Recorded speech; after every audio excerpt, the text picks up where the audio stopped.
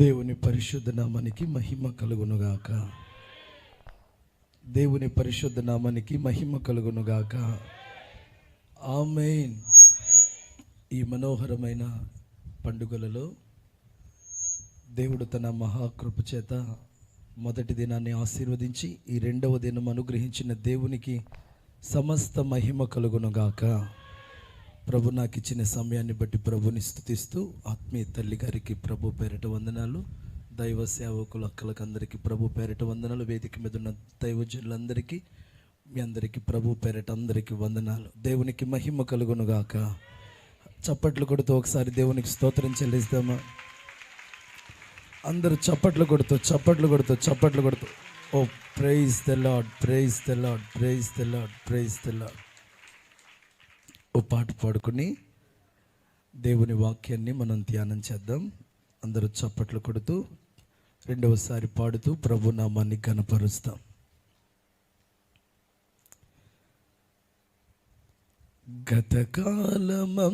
గతకాలమంతయు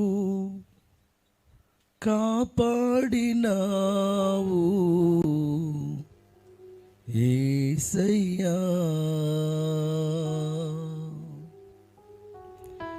నీ చేతి నీడలో భద్రపరచినావు నా యేసయ్యా.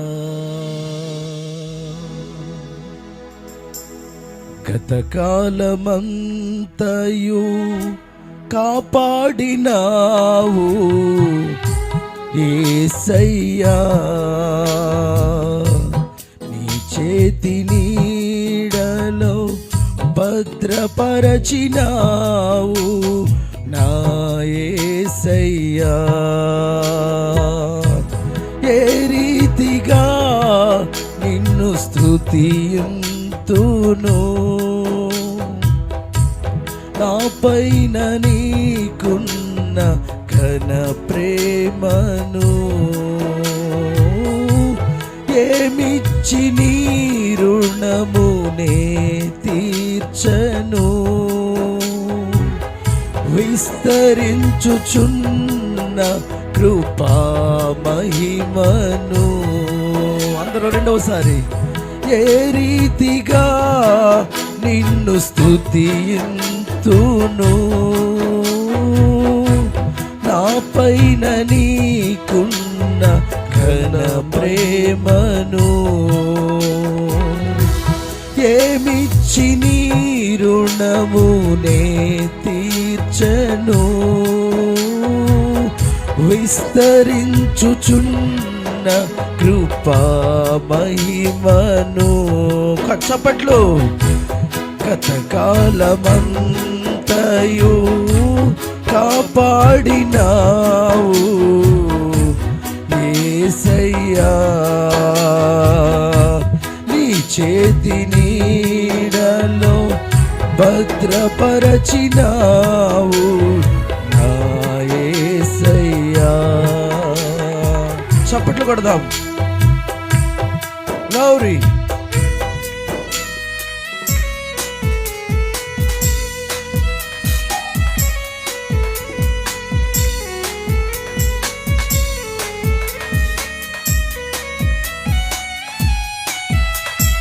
అందరూ చప్పట్లు కొడుతూ గ్లోరీ, హల్లెలూయా.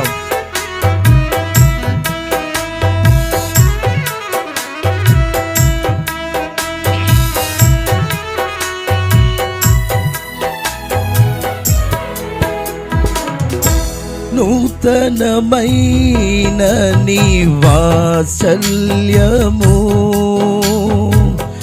ఎడతెగక నాపై నిలిపావయ్యా.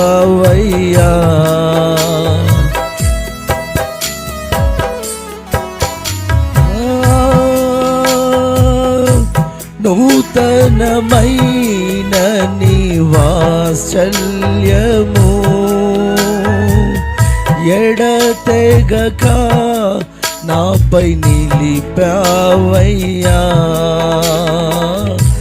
దయగలిగిన నీ మాటలతో దీవెన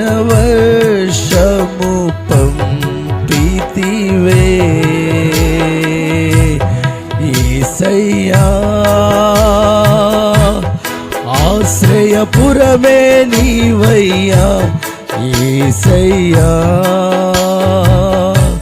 నా దాగు చోటే నీవయ్యా యేసయ్యా, ఆశ్రయపురమే నీవయ్యా యేసయ్యా. రెండవసారి అందరూ కలిసి, నా దాగు చోటే నీవయ్యా, గతకాలమంతయు కాపాడినావు యేసయ్యా, నీ చేతి నీడలో భద్రపరచినావు నా యేసయ్యా, సర్వోన్నతమైన స్థలములలో మహిమ నీకే కలుగునయ్యా, పరిశుద్ధుడు పరిశుద్ధుడని పొగడబడుచున్న నా యేసయ్యా, యేసయ్యా, పూజకు అర్హుడనివయ్యా యేసయ్యా, సర్వాధికారివి నీవయ్యా. చప్పట్లు. యేసయ్యా, పూజకు అర్హుడనివయ్యా యేసయ్యా, సర్వాధికారివి నీవయ్యా, ఏ రీతిగా నిన్ను స్తుతింతును, నా పైన నీకున్న ఘన ప్రేమను. రిబాల శబరమనలరం, ఏమిచ్చి నీ రుణమునే తీర్చను, విస్తరించుచున్న కృపా మహిమను, గతకాలమంతయు కాపాడినావు యేసయ్యా, నీ చేతి నీడలో భద్రపరచినావు నా యేసయ్యా, విరిగి నలిగిన మనసుతో చేరియున్నాను నీ సన్నిధి, నీ మేలు చేతనే సంతృప్తిని కలుగజేసే నీ అభిషేకమే యేసయ్యా, ఆనంద తైలం నీవయ్యా యేసయ్యా, అనురాగ బంధం నీవయ్యా యేసయ్యా, ఆనంద తైలం నీవయ్యా యేసయ్యా. అందరూ చప్పట్లు కొడుతూ రెండవసారి పాడుతూ, యేసయ్యా, ఆనంద తైలం నీవయ్యా యేసయ్యా, అనురాగ బంధం నీవయ్యా యేసయ్యా. నడక మారాలి. ఆనంద తైలం నీవయ్యా యేసయ్యా, అనురాగ. అందరూ చప్పట్లు కొడుతూ గ్లోరీ యేసయ్యా, ఆనంద తైలం నీ పాడాలి రెండవసారి యేసయ్యా, ఆమేన్. అనురాగ బంధం నీ మరొక్కసారి యేసయ్యా, ఆనంద తైలం నీవయ్యా. శబరమనలరబలర, దేవుని స్వరము. బంధం నీవయ్యా యేసయ్యా పూజకు అర్హుడ నీవయ్యా. చప్పట్లు. యేసయ్యా సర్వాధికారి. అందరూ కలిసి చప్పట్లు. యేసయ్యా పూజకు అర్హుడ నీవయ్యా. అందరూ కలిసి సర్వాధికారివి నీవయ్యా. యేసయ్యా పూజకు అర్హుడ నీవయ్యా. యేసయ్యా సర్వాధికారి. అందరూ చప్పట్లు కొడుతూ శబరమనలరియలరమనలరా. పూజకు అర్హుడ నీవయ్యా. యేసయ్యా సర్వాధికారివి నీవయ్యా. యేసయ్యా ఆనంద తైలం, ఆనంద తైలం నీవయ్యా. యేసయ్యా అనురాగ బంధం నీ.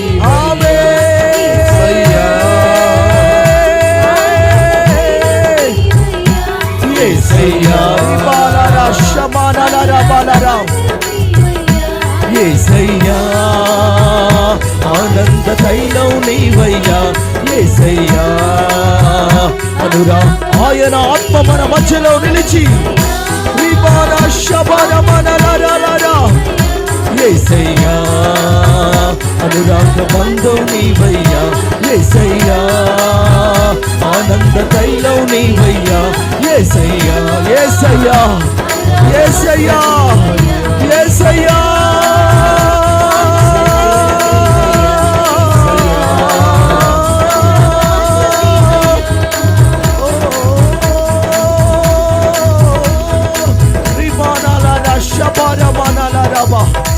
అరణ్యమును కదిలించు ఆయన స్వరం, లేళ్లను ఎనజేయు ఆయన స్వరం. యేసు నామములో మనతో మాట్లాడుతుండగా బలమైన దేవుని అభిషేక కార్యం, ఆత్మ కార్యం మన మధ్యలో జరుగునట్లు అందరూ చప్పట్లు కొడుతూ ప్రభువుని స్తుతిద్దాం. హల్లెలూయా హల్లెలూయా హల్లెలూయా హల్లెలూయా.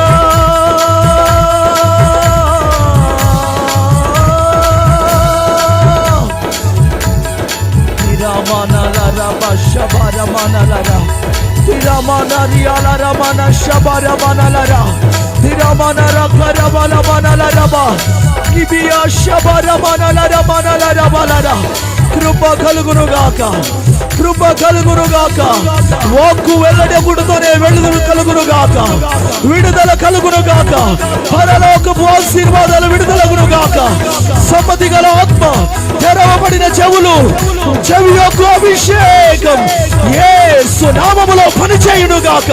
చప్పట్లు కొడుతూ స్తుతించండి, చప్పట్లు కొడుతూ ప్రభుని స్తుతించండి, చప్పట్లు కొడుతూ ప్రభుని స్తుతించండి. ఆయన సన్నిధియే, ఆయన అభిషేకమే, ఆయన స్వరమే, ఆయన మహిమ కలిగిన అభిషేకమే. బాలారా శబరమనలరబా. హల్లెలూయా హల్లెలూయా.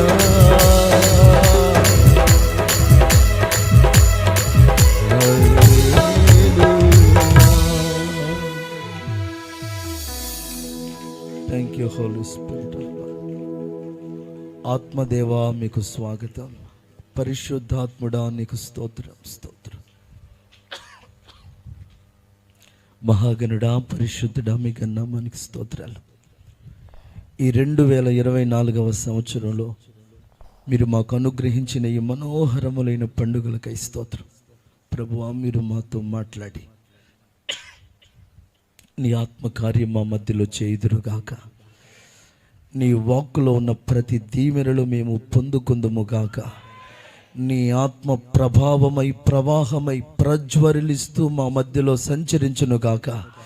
ఎదురాడు ఆత్మలను, చీకటి ప్రభావాలను, వాక్యపు సమ్మతికి అడ్డుగా పనిచేయు ప్రతి ఆత్మలను యేసు నామములో బంధిస్తున్నాను.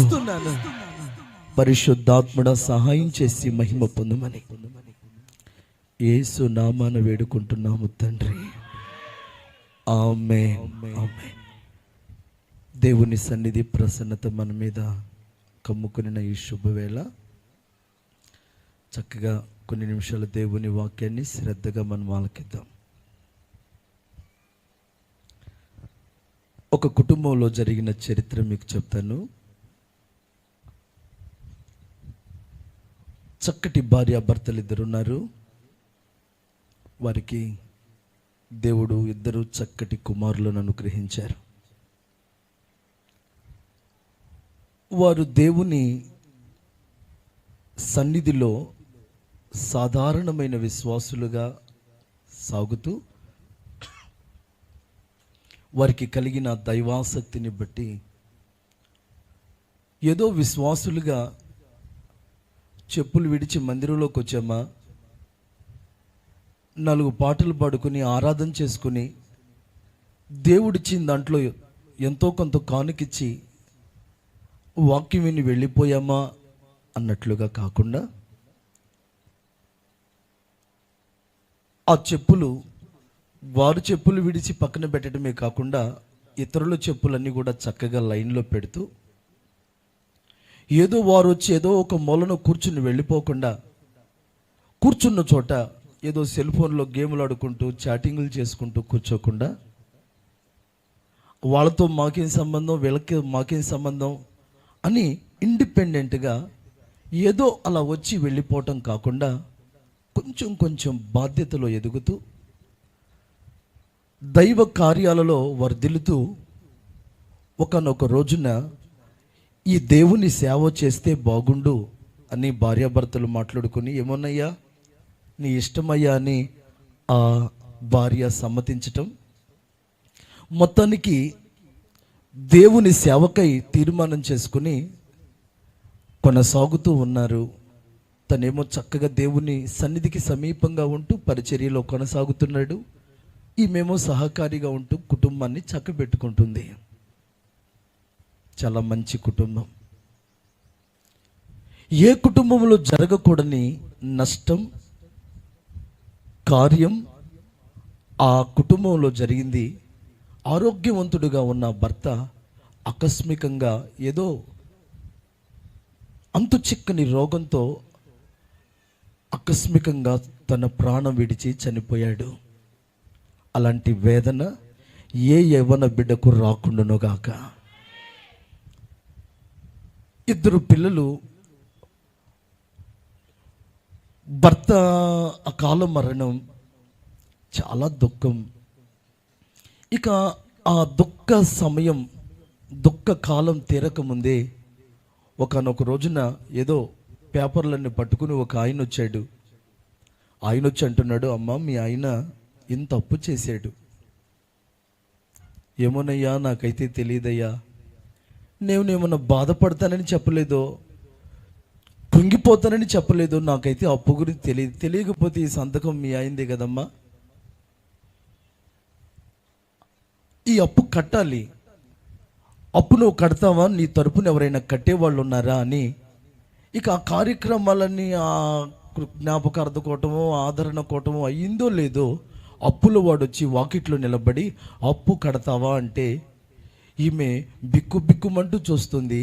కారణం ఏమిటంటే ఆమెకు అంత అప్పు ఉందనే తెలియదు, అది కట్టగలిగినంత అప్పు కూడా కాదు.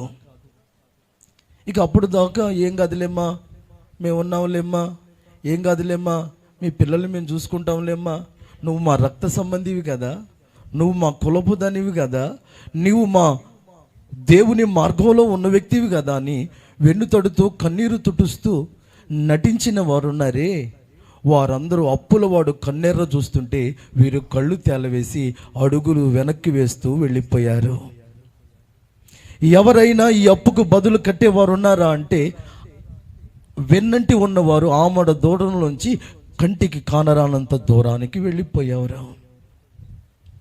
ఇక అప్పుల వాడికి అర్థమైపోయింది, ఎవరు ఇతని తరపున ఈమె తరపున షూరిటీ ఉండేవారు కానీ, అడ్డుపడేవారు కానీ, బాధ్యత మోసేవారు కానీ ఎవ్వరు లేరు. ఈమెకు ఆ 2 పిల్లలు. గమనించిన వాడ ఏమన్నాడంటే, తిరిగి మరుసటి రోజుకు నేను వస్తాను, అప్పు కడతావా, అప్పుకు బదులు పిల్లల్నే ఇచ్చేస్తావా అన్నాడు. వెళ్ళిపోయాడు. ఒకవైపున తన యవ్వన కాలంలో భర్త మరణించాడనే బాధ ఒకవైపు. సరే, జరిగిందేదో జరిగింది, పోయినవాడు రాడు కదా. ఉన్న పిల్లలైనా జాగ్రత్తగా చూసుకుని 2 కళ్ళలాగా వారిని నేను కాపాడుకుని, వాళ్ళలో నా కోరికలు నెరవేరేటట్లు, వారిలో తండ్రి ఉద్దేశాలు నెరవేరేటట్లు నేను వారిని పెంచుకుందాములే అని కన్నీటిలో ఒక ఓదార్పుగా, వేదనలో ఒక నెమ్మదికి కారణంగా ఉన్న 2 పిల్లలుంటే అప్పులవాడు అడుగుతున్నాడు ఇచ్చేయమని. అమ్మ అడుగుతుంది పొలాన్ని కాదు, అప్పుకు బదులు అడుగుతుంది ఒంటి మీద బంగారాన్నో, కట్టిన బిల్డింగ్నో, కొనుక్కున్న ఆస్తుల్లో, చరాస్తుల్లో కాదు, ఇక తన భవిష్యత్తుకు ఆధారమైన పిల్లల్ని అడుగుతున్నాడు. ఇప్పుడు మనకు అర్థమవుతున్న పాఠం ఏంటంటే, సమస్య తగ్గుతుందేమో అనుకుంటే పెరుగుతుంది. అనండి, పెరుగుతుంది. అనండి. బాధ పెరుగుతుంది. అనండి. కష్టం, వేదన, చింత పెరుగుతూ ఉంది. తరుగుతుందనుకుంటే పెరిగిపోయింది. ఇక ఆ 2 పిల్లల్ని అక్కున చేర్చుకుని, కౌగిట్లో చేర్చుకుని, వాడు గడువు పెట్టాడు కదా పలానా టైంకి వస్తానని, ఆ టైమే క్యాలెండర్లో లేకపోతే బాగుండు అనుకుంటుంది. సూర్యుడు ఆగిపోతే బాగుండు, దినములు నిలిచిపోతే బాగుండు, లేకపోతే ఆయన ఉంటే బాగుండు, నేను పోయినా బాగుండు, వీళ్ళు పుట్టకపోయినా బాగుండు, నా తలరాతేమో, నా చేతి గీతేమో, నా జాతకమేమో అనుకుంటూ గుండెలు బాదుకుంటూ ఉంది. ఆ కాలాన ఆమెకు ఒక మధురమైన జ్ఞాపకం కలిగింది. ఎద తొలుస్తున్న వేదనలో ఒక ఆశ్చర్యకరమైన ఆలోచన పుట్టింది.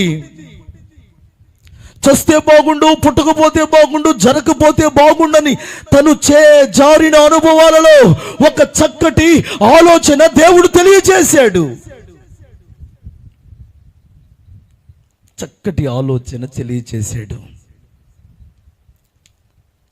ప్రియ దేవుని బిడ్డలారా, బైబిల్లో మీకు ఆశ్చర్యకరమైన 2 వచనాలు చూపిస్తా. యోబు పుస్తకం 30వ అధ్యాయం 26వ వచనం, యెషయా గ్రంథం 30వ అధ్యాయం 26వ వచనం.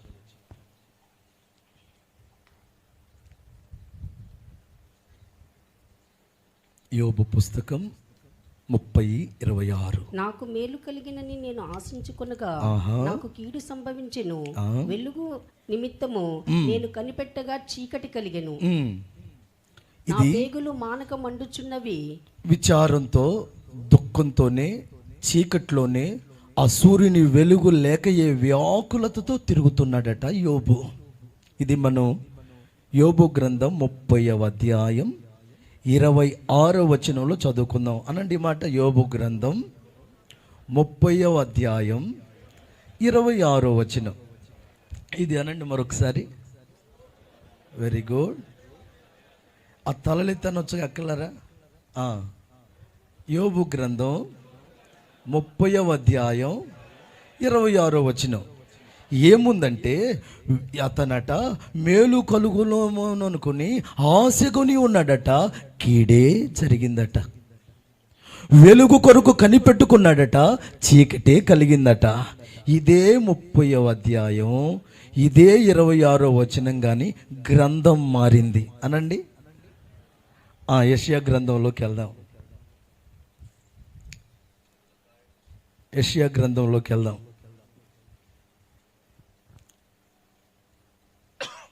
చదువుకుందాం 26వ వచనం. యెహోవా తన జనుల గాయం కట్టి వారి దెబ్బలు బాగు చేయు దినమున చంద్రుని వెన్నెల సూర్యుని ప్రకాశం వలె ఉంటుంది. సూర్యుని ప్రకాశము 7 దినముల వెలుగు వలె ఉంటుంది. కొట్టండి చప్పట్లు, గట్టిగా చప్పట్లు కొట్టండి.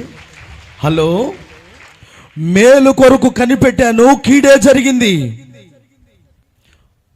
వెలుగు కొరకు ఎదురు చూస్తున్నాను, చీకటిలోనే నా కాలం కొనసాగుతుంది అని ఏ అధ్యాయం, ఏ వచనంలో రాయబడిందో అదే అధ్యాయం అనండి. అదే వచనం అనండి. అదే అధ్యాయం. ఏ అధ్యాయం? గ్రంథం చెప్పొద్దన్నా, నువ్వంత స్పీడ్ అయితే ఎట్లా? ఆగరాదు. ఏ అధ్యాయం, ఏ వచనం? 30వ అధ్యాయమే అనండి. 26వ వచనమే అనండి అనండి. ఏం జరిగిందో తెలుసా? చంద్రునికి బదులు సూర్యుడు వచ్చాడు.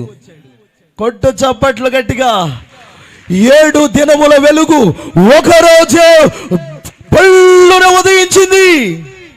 ఏమైందయ్యా అంటే గ్రంథం మారింది. అదే అధ్యాయం, అదే వచనం, అదే ఇంట్లో ఉన్నావు, అదే కన్నీళ్ళలో ఉన్నావు, అదే కష్టాల్లో ఉన్నావు. కానీ నా దేవుడు యోబు గ్రంథం, యెషయా గ్రంథంలో కార్యం మార్చినట్లుగా దేవుడు నీ పరిస్థితులను మార్చగలడు. నీ భర్తను మార్చగలడు. నీ కష్టాన్ని మార్చగలడు. ఈ ఉపవాస పండుగలలో నా కన్నీరు మున్నీరుగా మారుతుంది. ఆదరణ కొరకు ఎదురు చూసిన నాకు ఆవేదన కలుగుతుంది. గుండె బరువెక్కుతుంది, బాధ అధికమవుతుంది అనుకుంటే నా దేవుడు అంటాడు, అదుగో అదుగో, అధ్యాయం అదే, వచనం అదే, గ్రంథంలో ఇక్కడ యోబు గ్రంథంలో జరిగిన ఆ చీకటిని అక్కడ అంటాడు 7 అంతల వెలుగుగా నేను మారుస్తున్నాను. 7 అంతల వెలుగుగా మారుస్తున్నాను. ఇల్లు బాగలేదని ఇల్లు వదిలిపెట్టి ఖాళీ చేయకు.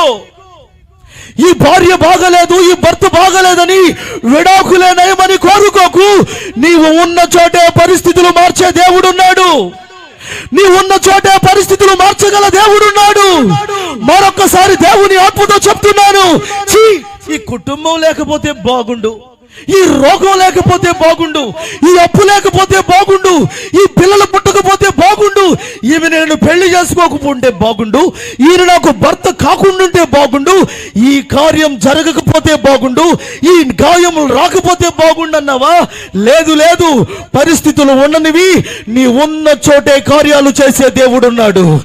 ఈ మధ్యాహ్నం పూట నేను ప్రకటిస్తున్న దేవుడు ఎవరో తెలుసా? ఉన్నవాడై ఉన్నాడు. నీ మీద ప్రేమ ఉన్నవాడు, నీ మీద కనికరం ఉన్నవాడు, నీ గాయములు కట్టగలిగిన వాడు, నీ దెబ్బలు మలుపగలిగిన వాడు. విడిచి పారిపోకు, ఉన్న చోటే తల ఎత్తగలిగిన వాడు నా దేవుడు.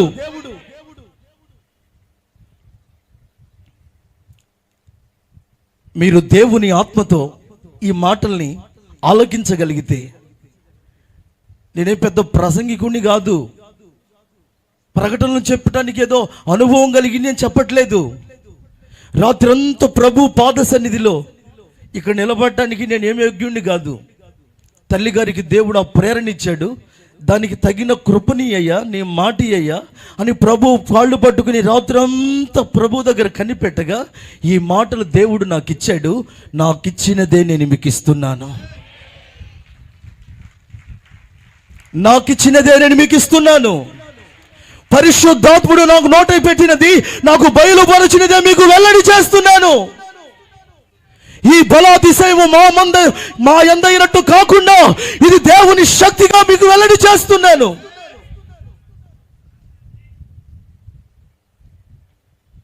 ఆ 2 పిల్లల్ని గుండెలు కత్తుకుని వెక్కి వెక్కి ఏడుస్తున్న ఆ తల్లి పరిస్థితిని ఎన్ని మాటలు చెప్పినా వర్ణించలేం. ఎంతగా మాటలతో తట్టి ఆదరించిన ఆమెకు ఓదార్పును కలుగ చేయలేం. వెంటనే ఆమె కలుగున ఆలోచన ఏంటో తెలుసా? మా యజమానుడు ఎవరి దగ్గరికి వెళ్ళి సేవ చేశాడో ఆయన దగ్గరికి నేను వెళతాను. ఆమేన్, ఆమేన్. మా ఆయనైతే నన్ను విడిచిపెట్టిపోయాడు, కానీ అదుగో ఆ ప్రవక్త అయిన ఎలీషా నేటికి సజీవమై ఉన్నాడు అని పరుగెత్తుకుంటూ ఎలీషా దగ్గరికి వెళ్ళి తన గోడు వెల్లడి చేసింది.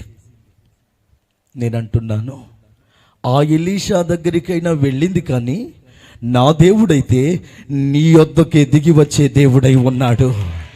నీ కటిక చీకటిలోనే నీ కన్నుల ఎదుట కనబడే దేవుడై ఉన్నాడు. వేకువ చుక్కలా ఉదయించగలిగిన వాడు, తేజో నక్షత్రమై ప్రకాశించగలిగిన వాడు. ఆయన దగ్గరికి వెళ్ళింది. మన ఎలీషా మన ప్రభు అయిన యేసే. ఆపద రాగా, కష్టం రాగా నువ్వు అత్తగారింటికో, తల్లిగారింటికో, స్నేహితులింటికో, బంధువులింటికో పరిగెత్తావా? నీకు ప్రయోజనం రాదు. నీ అవసరం ఎరిగిన వాళ్ళు 4 అవసరాలు నీకు రిటర్న్ చెప్తారు. ఓదార్పు కోసమే నువ్వు వెళితే వాళ్ళ జీవితంలో ఉన్న బాధలు ఉన్నా లేకపోయినా నీకు చెప్తారు. నీవు నిర్దేశించిన ఎడల, విడుదల కోరుకున్న ఎడల, చేతులు చాపి నన్ను లేపయ్యా అని నీ హృదయ వాంఛతో పరిస్థితులు మారాలనుకున్న ఎడల, ఈ ఉపవాస పండుగలలో పట్టుదలతో నీవు ప్రభువు తట్టు చూడగలిగితే ఆయనే నీ హృదయ వాంఛలు తీర్చునుగాక. ఈ రోజున నేను ప్రకటిస్తున్న ఈ ప్రభు ఎవరో తెలుసా? నిన్ను బాధపరుచువారు ఎందరి ఉన్నా నిన్ను ఓదార్చుటకు ఆయన ఒకే ఒకడు ఉన్నాడు. నీ చేయి విడిచిన వారు ఎందరో ఉన్నారు, నిన్ను నేటికి చేయి విడువని వాడు నీవు ఆరాధిస్తున్న నజరేయుడైన యేసు. నీ బలహీనతలు ప్రచారం చేయువారు ఎందరో ఉన్నారు, నీ బలహీనతలలో సహాయం చేయువాడు పరిశుద్ధాత్మ దేవుడు. నిన్ను అణిచి తొక్కాలనుకునే వారు ఎందరో ఉన్నారు, చేతులు చాచి నిన్ను పైకి లేవనెత్తగలిగిన వాడు నీ దేవుడు. నీ ఓటమిని విజయముగా మార్చగలిగిన వాడు ఎవరు? యేసే. చావును కోరుకుంటూ నిన్ను సజీవ సాక్షిగా మార్చగలిగిన వాడు యేసే. పనికి రాని వారిని ప్రయోజనకరమైన వారిగా మార్చగలిగిన వాడు.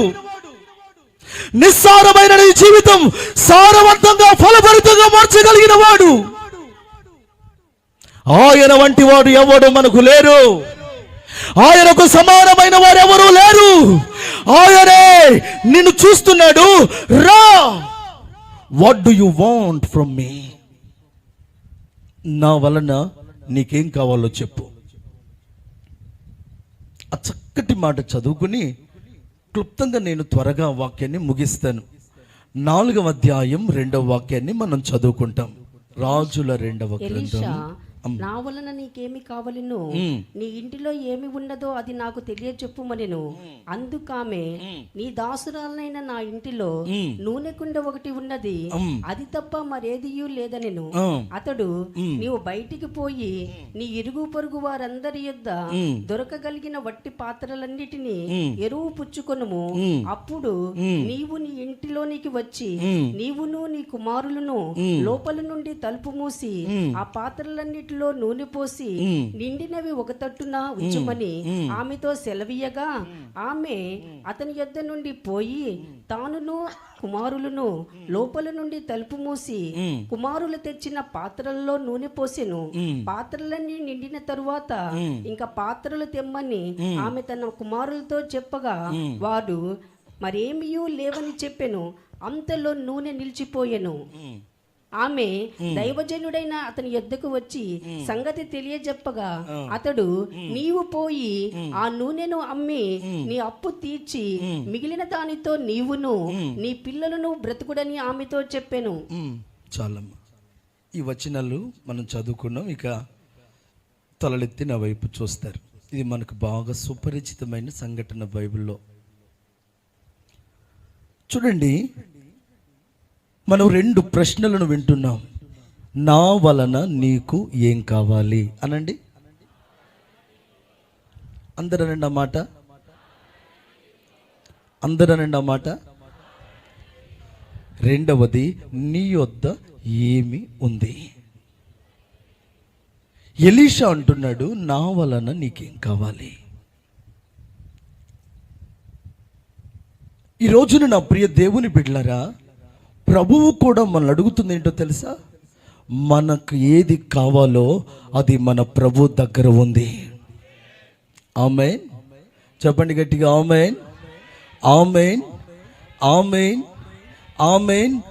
ఆకలి కోసం గర్జిస్తున్న సింహపు పిల్లలైనా, ఆకాశంలో ఎగురుతున్న ఆకాశ పక్షులైనా, జలములలో సంచరిస్తున్న చేపలైనా అవట ఆయన చేతిలో నుండే ఆహారం తీసుకొనగోరుచున్నాయట.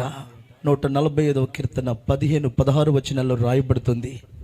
సర్వజీవుల కన్నులు ఆయన వైపే చూస్తున్నాయి. ఆయన ఆహారం ఇస్తున్నాడు. ఆయన గుప్పిలి విప్పి ప్రతి జీవి కోరికను తృప్తిపరుస్తున్నాడు.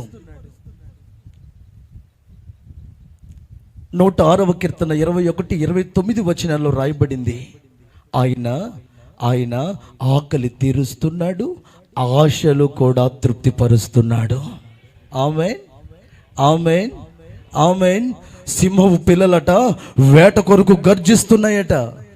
గర్జించేది వేట కోసమే కాదు, దేవా నీవే మా ఆకలి తీర్చాలి.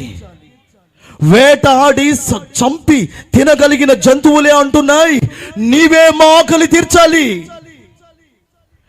ఆయన ఆకలి తీర్చాలని చూస్తున్నాయట. వేట తెలిసిన సింహాల ఆకలికి దేవుడు తీర్చగలిగితే, నిస్సహాయులమైన మన ఆకలి మరి నిశ్చయముగా దేవుడే తీర్చగలడు. మన కోరిక దేవుడే తీర్చి తృప్తి పరచును గాక. ఈ రోజున నా ప్రియ దేవుని బిడ్డలారా, దేవుడు మనల్ని తన చేతులతో చేశాడు. చెప్పండి ఎలా చేశాడు? చెప్పండి ఎలా చేశాడు? దేవుడు తన చేతులతో చేశాడు. ఏ దేవుడు మనల్ని తన చేతులతో మానవ నిర్మాణానికి కారణంగా ఉన్నాడో, ఆ మానవునికి కావలసినవన్నీ కూడా ఆ చేతుల్లో నుండి పొందుకోవాలి. యేసు నామములో ఆ చేతులో నుండి నీ ఆకలి తీరును గాక. ఆ చేతుల ద్వారా నీ కోరిక తీరును గాక. ఆ చేతుల ద్వారా నీవు దీవించబడదు గాక. ఆ చేతులు నిన్ను ముట్టి స్వస్థపరచును గాక. ఎన్నో చేతులు నీ చేయి విడిచినా ఆ చేయి నిన్ను విడువని చేయి. నీవు ఆ చేతుల వైపు చూడగలిగితే ఆయన అంటాడు, నేను నీకు ఏం చేయాలో చెప్పు, అవన్నీ మనోహరమైన పండుగలలో నేను నెరవేర్చబోతున్నాను. ఇదిగో మీరు రాసిన ఆ పేపర్ ఉందే, విజ్ఞాపనల పత్రం ఉందే, దాని మీద దేవుడు ముద్ర వేయబోతున్నాడు. దేవుడు శాంక్షన్ సంతకం చేయబోతున్నాడు. దేవుడు అంగీకరించబోతున్నాడు. ఎందుకంటే ఆయన తప్ప మనకు సహాయం ఎవరు లేరు. ఆయన తప్ప మన గోడు, మన వేదన, మన బాధ ఎవరికి అర్థం కాదు. ఆయనే నీ గాయం కట్టునుగాక. ఆయనే నీ దెబ్బ మాన్పునుగాక. ఆయనే నిన్ను పట్టుకొని పైకి లేపునుగాక. ఆయనే నీ ఇరుకు విశాలతగా మార్చునుగాక. నమ్మిన వారు, అంగీకరించిన వారు దేవుని ఆత్మతో కలిసి చప్పట్లు కొడుతూ ప్రభుని స్తుతించండి. ఆయనే నిన్ను ఆదుకొనుగాక. ఆయనే నిన్ను లేవనెత్తునుగాక. ఆయనే నీ ముందు నడుచునుగాక. ఆయనే తన హస్తం చాపునుగాక. ఆయనే తన ఆత్మను పంపునుగాక. ఆయనే నీ పక్షమున వేచబడునుగాక. అలాగు నీవు కార్యాలు చేయటం చూస్తావు. నీ ఎడల చేస్తున్న కార్యాలందరూ నీ నెడవరులు, ఇరుగు పొరుగు వారందరూ చూడబోతున్నారు. నమ్మిన వారందరూ కళ్ళు మూసుకుని చప్పట్లు కొడుతూ, నీవు తప్ప నాకెవరూ లేరయ్యా, ఒక్క మాట చెప్పు, నీవే కార్యం చెయ్యాలి. ఒక్క మాట చెప్పు, నీవే కార్యం చెయ్యాలి. నీవే నా పక్షమున కార్యం చేయుదురుగాక. నీవే నా పక్షమున కార్యం చేయుదురుగాక. ఆగిపోయిన ఉద్యోగం, ఆగిపోయిన కార్యం, అడ్డుగా ఉన్న సమస్యలు, ఆ కొండలాంటి భారాలు యేసు నామములో విరగొట్టబడునుగాక, తొలగిపోవునుగాక. నీవు పైకి లేవనెత్తబడుదువుగాక. నీ తల పైకి లేవనెత్తబడునుగాక. నీ కార్యములు దేవుడు సఫలపరచునుగాక. ప్రభు అట్టి కార్యం చేస్తున్నందుకు చప్పట్లు కొడుతూ ప్రభుని స్తుతించండి. రిబాల రమణ శబ రమణలరా తిరమణల రియల రమణలరబా. కార్యము సఫలపరచు యెహోవా నీకు స్తోత్రం, స్తోత్రం, స్తోత్రం, స్తోత్రం, స్తోత్రం, స్తోత్రం, స్తోత్రం. నీవు కోరినట్లే నీకు జరుగునుగాక. నీవు కోరినట్లే నీవు పొందుకుందువుగాక. ప్రియ దేవుని బిడ్డలారా, మనకు కావలసినవన్నీ ఆయన చేతుల్లో ఉన్నాయి. అనండి, నాకు కావలసినవన్నీ, నా కుటుంబానికి కావలసినవన్నీ, నా సేవకు కావలసినవన్నీ, నా జీవితానికి కావలసినవన్నీ నా దేవుని చేతుల్లో ఉన్నాయి. కుమ్మరి చేతిలో మట్టి ఎట్లా ఉందో మన బ్రతుకు ఆయన చేతుల్లోనే ఉంది. ఆమేన్, ఆమేన్, ఆమేన్.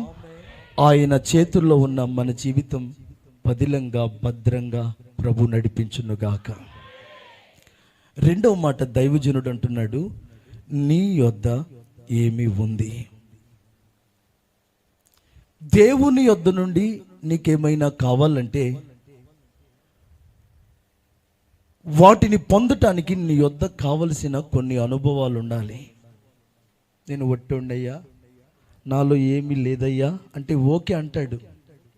స్వస్థత పొందాలనుకున్నావనుకో, దానికి కావలసిన విశ్వాసం ఉండాలి. అనండి ఆమేనని. అభిషేకం పొందాలనుకున్నావనుకో, దానికి కావలసిన ఆసక్తి ఉండాలి. ఆమేన్. అంటే దేవుని యొద్ద నుంచి వచ్చేది ఏదైనా నీవు పొందుటకు కావలసిన ఒక పాత్ర, ఒక అర్హత నీకు కావాలి. ఈ ఉపవాస పండుగలు ఎందుకో తెలుసా? మనకు ఏవైతే దేవుని యొద్ద ఉన్నాయో అవి పొందటానికి మనకు కావలసినవన్నీ మనం పొందాలి. ఆమేన్, ఆమేన్, ఆమేన్. దేవుని యొద్ద ఉన్నవి మనకి కావాలి. దేవుని యొద్ద ఉన్న వాటిని మనకు దేవుడు ఇవ్వటానికి మనకు దేవునికి ఏం కావాలి? మనలో దేవునికి ఏం కావాలి? దేవుని యొద్ద చాలా ఉన్నాయి. వాటిని పొందటానికి ఆ స్టోరేజ్ వెజల్, పాత్ర ఏమైనా ఉందా? దేవుని యొద్ద చాలా ఆశీర్వాదాలు ఉన్నాయి. వాటిని మోయగలిగిన ఆ సామర్థ్యం ఉందా? ఆ తల్లి చెప్తున్న మాట చాలా ఆశ్చర్యకరంగా మనకు కనబడుతుంది. ఆమె అంటున్న మాట ఏంటంటే, అయ్యా, నా యొద్ద నూనె కుండ ఒకటి ఉంది అనండి. ఆ మాట ఇది తప్ప, అది తప్ప మరేమీ లేదు. ఎటానండి? మరేమి. ఈ మాటలు మనం పొద్దాక అంటాం కదా. ఇప్పుడు అనండి, ఏముంది? నూనె కుండ తప్ప ఏమీ లేదు. ఏ కుండది? అందరు చెప్పాలి. అన్నలారా, ఏ కుండ? అమ్మ, ఏ కుండ? నూనె కుండ. కుండను దేనికి వాడితే అది దానికి సంబంధించిందిగా మారిపోతుంది. పిండికి వాడామనుకో, అది పిండికి సంబంధించిన కుండ. అది నీళ్లకు వాడామనుకో, అది నీళ్లకు సంబంధించిన కుండ. అది నూనెకు వాడామనుకో, అది నూనె కుండ. నూనె కుండ. నెంబర్ 1, మనం దేవుని యొద్ద నుంచి పొందటానికి మనకు కావలసిన అర్హతలలో మొదటిది ఏంటో తెలుసా? మన కుండ నూనె కుండ అయి ఉండాలి. చెప్పండి, ఏ కుండ అయి ఉండాలి? చెప్పండి, ఏ కుండ అయి ఉండాలి? నూనె కుండ అయి ఉండాలి. నూనె కుండ. కుండ దేని నుంచి వస్తుంది? వెరీ గుడ్, మట్టి నుంచి వస్తుంది. నూనె దేని నుంచి వస్తుంది? ఏదో ఒక చెట్టు నుంచి, పల్లి చెట్ట, పామాయిల్ చెట్ట, లేకపోతే ఒలీవ చెట్ట, ఏదో ఒక చెట్టు. ఇప్పుడు చెప్పండి, కొండ ఎక్కడి నుంచి వచ్చింది? నూనె ఎక్కడి నుంచి వచ్చింది? చెట్టు ముందా, మట్టి ముందా? ఏది ముందు? నిజం చెప్పండి. మట్టి ముందా, చెట్టు ముందా? ముందు మట్టే కలిగింది, తర్వాత చెట్టు పుట్టింది. అయితే అద్భుతం చెప్పమంటారా? దైవజనుడైన పౌలు కొరింథీకి రాసిన 2వ పత్రికలో 4వ అధ్యాయంలో 7వ వచనంలో అంటాడు, మా మంటి ఘటములలో ఈ ఐశ్వర్యం కలదు. ఆమేన్. ఏం కలదు? ఈ మట్టి ఘట్టంలో ఏం కలదు? ఆ ఐశ్వర్యమే నూనె, ఆ ఐశ్వర్యమే అభిషేకం, ఆ ఐశ్వర్యమే ఆత్మ. ఈ రోజున కుండ అనగా శరీరం, నూనె అనగా ఆత్మ. అంటే నీ కుండ ఏ కుండ అయి ఉండాలంటే ఆత్మ సంబంధమైన కుండ అయి ఉండాలి. ఆమె అంటుందండి, పిండి కుండ లేదు, డబ్బు కుండ లేదు, వస్తువులు లేవు, వస్త్రాలు లేవు, ఎక్స్ట్రా చెప్పులు లేవు, ఎక్స్ట్రా డ్రెస్సు లేదు, చీపురు లేదు. నా ఇంట్లో నేను ఒకే ఒకటి కలిగి ఉన్నాను. విచిత్రంగా లేదు? అవును, ఆత్మ సంబంధమైన అనుభవాలు వెర్రిగా ఉంటాయి, విచిత్రంగా ఉంటాయి, కానీ అవి శాశ్వతమైనవి. ఆత్మ సంబంధమైనది మొదటి కలగలేదు, ప్రకృతి సంబంధమైనదే మొదటి కలిగినది. మొదట శరీరాన్ని చేశాడు, తర్వాత ఆత్మను ఊదాడు. ఈ రోజున నా ప్రియ దేవుని సంగమా, మొదట మనం పాపంలోనే పుట్టాం, లోకంలోనే పుట్టాం, కులమే బలం అనుకున్నాం, జనమే ఓ బంధుత్వమే మన వారు అనుకున్నాం. అయితే మొదటి కలిగిన దాని మీద మన మనసు లేదు, రెండవదే మనకు శ్రేష్టమైనదిగా మారింది. లోకం మనదనుకున్నాం, ఇప్పుడు క్రీస్తే మనకు కావాలని కోరుకున్నాం. కులము ముఖ్యం కాదు, క్రీస్తే ముఖ్యం అనుకున్నాం. లోకం ముఖ్యం కాదు, ప్రభువే ముఖ్యమని కోరుకున్నాం. బంధువులు ముఖ్యం కాదు, ఆత్మీయులే నాకు ముఖ్యమని కోరుకున్నాం. హల్లెలూయా, హల్లెలూయా, హల్లెలూయా. ఈ రోజున ప్రియ సంఘమా, నీ ఇంట్లో ఏముంది, నీ ఇంట్లో ఏముంది అని అంటే అడక్క ముందే నువ్వు చెప్తావు. ఇంటికి వచ్చారనుకో, ఈ చెట్లు పిచ్చి ఉంటేనేమో గార్డెన్ అంతా తిప్పుతారు. ఈ కిచెన్లో వస్తువులు పిచ్చి ఉంటేనేమో ఆ పక్కింటి వాళ్ళు కొని మాయే అని చెప్తారు. ఇక బట్టలు పిచ్చిందనుకో, బీరువాలో తీయటం వేయటం ఆ బట్టల షాప్ పడుకోలేని పని నీకేముంటుంది. తీయ మడత పెట్ట రాగానే తీయ మడత పెట్ట అందరి మనయే. నేను అంటున్నాను, నీ ఇంట్లో నీవు చూపదగినవి ఎన్నో ఉన్నాయి, కానీ ఆ తల్లి అంటుంది నా జీవితంలో కార్యం జరగాలని కోరుకున్న తల్లి అంటుంది. ఆమేన్. నా దేవుడే నాకు సహాయం అని కోరుకున్న తల్లి అంటుంది, నేను ఒక్క నూనె కుండ కలిగి ఉన్నాను, ఇది తప్ప. మనలాంటి తెలివి ఎక్కువైన తిక్కలు ఉంటారు కదా, ఎవరు తెలివి ఓవర్ అయిన తెలివిగా తిక్కలు ఉంటారే, మనలాంటి తిక్కల కోసం రాయబడింది ఏంటంటే, అది ఎందుకు ఉంటుంది, నూనె లేదంటే మరి పిండి కుండ ఏమైంది, పిండి లేకపోతే బట్టలు లేవంటావా, చెప్పులు లేవంటావా, లేకపోతే అది లేదా ఇది లేదా అని మనం దాన్ని ఎక్స్టెండ్ చేయకుండా అది తప్ప మరొకటి ఏమీ లేదు అనండి అన్నమాట. ఇది ఒక్కటి ఉంటే చాలు నీ జీవితానికి, ఇది ఒక్కటి కలిగి ఉంటే చాలు నీ బ్రతుకుకి. ఎన్ని పోయినా కృంగిపోతున్నావు, ఆస్తులు పోయాయని కృంగిపోతున్నావా, ఆరోగ్యం పోయిందని కృంగిపోతున్నావా, అభిమానం పోయిందని కృంగిపోతున్నావా, నా అనేవారు నీ దరిదాపులోకి రాలేను అని నువ్వు కుమిలిపోతున్నావా, డోంట్ వరీ, నీ కుండ నూనె కుండ అయితే చాలు. నేను ఆత్మీయంగా బ్రతికితే చాలు, నేను ఆత్మీయుడుగా ఉంటే చాలు, నేను ఆత్మీయురాలుగా ఉంటే చాలు. ఆస్తి పరురాలు కంటే ఆత్మీయురాలే గొప్పది, ఆస్తి పరుడు కంటే ఆత్మీయుడే గొప్పవాడు.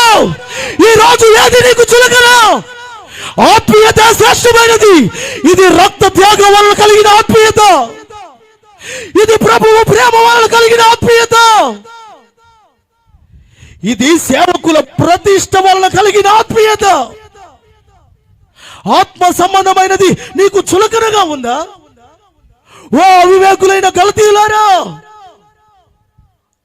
ఆత్మలో ప్రారంభించి శరీరంలో పరిపూర్ణులవుతారా? సిలువ వేయబడినట్లుగా యేసు మీ ఎదుట ప్రదర్శింపబడ్డారే. ఆత్మను అనుసరించి క్రమముగా నడుచుకోవలసిన వీరు. శరీర సంబంధమైన మనసు మరణం, ఆత్మ సంబంధమైన మనసు జీవమని మనం శరీరమందున్న వారిగా ఉండకూడదు, ఆత్మయందున్న వారిగా మారాలి. మీకు నచ్చిన, నాకు ఇష్టమైన మాట మీకు చూపిస్తా. బైబిల్లో రోమపత్రిక 8:9 చదువుకుందాం. Thank you Jesus. దేవుని ఆత్మ మీలో నివసించి ఉన్న ఎడల మీరు ఆత్మ స్వభావం గలవారే గాని శరీర స్వభావం కలవారు కారు అని ఎవడైనను అని 2 అన్న మాట వేసింది అక్కడ ఉందా? ఆ మాట కూడా చదవండి. ఆత్మయందున్న వారే కాని వారమే కాని శరీరమందున్న వారు కారు. ఈ మాట అనండి నాతో. ఆత్మయందున్న వాడనే కాని శరీరం మందున్న వాడని కాను.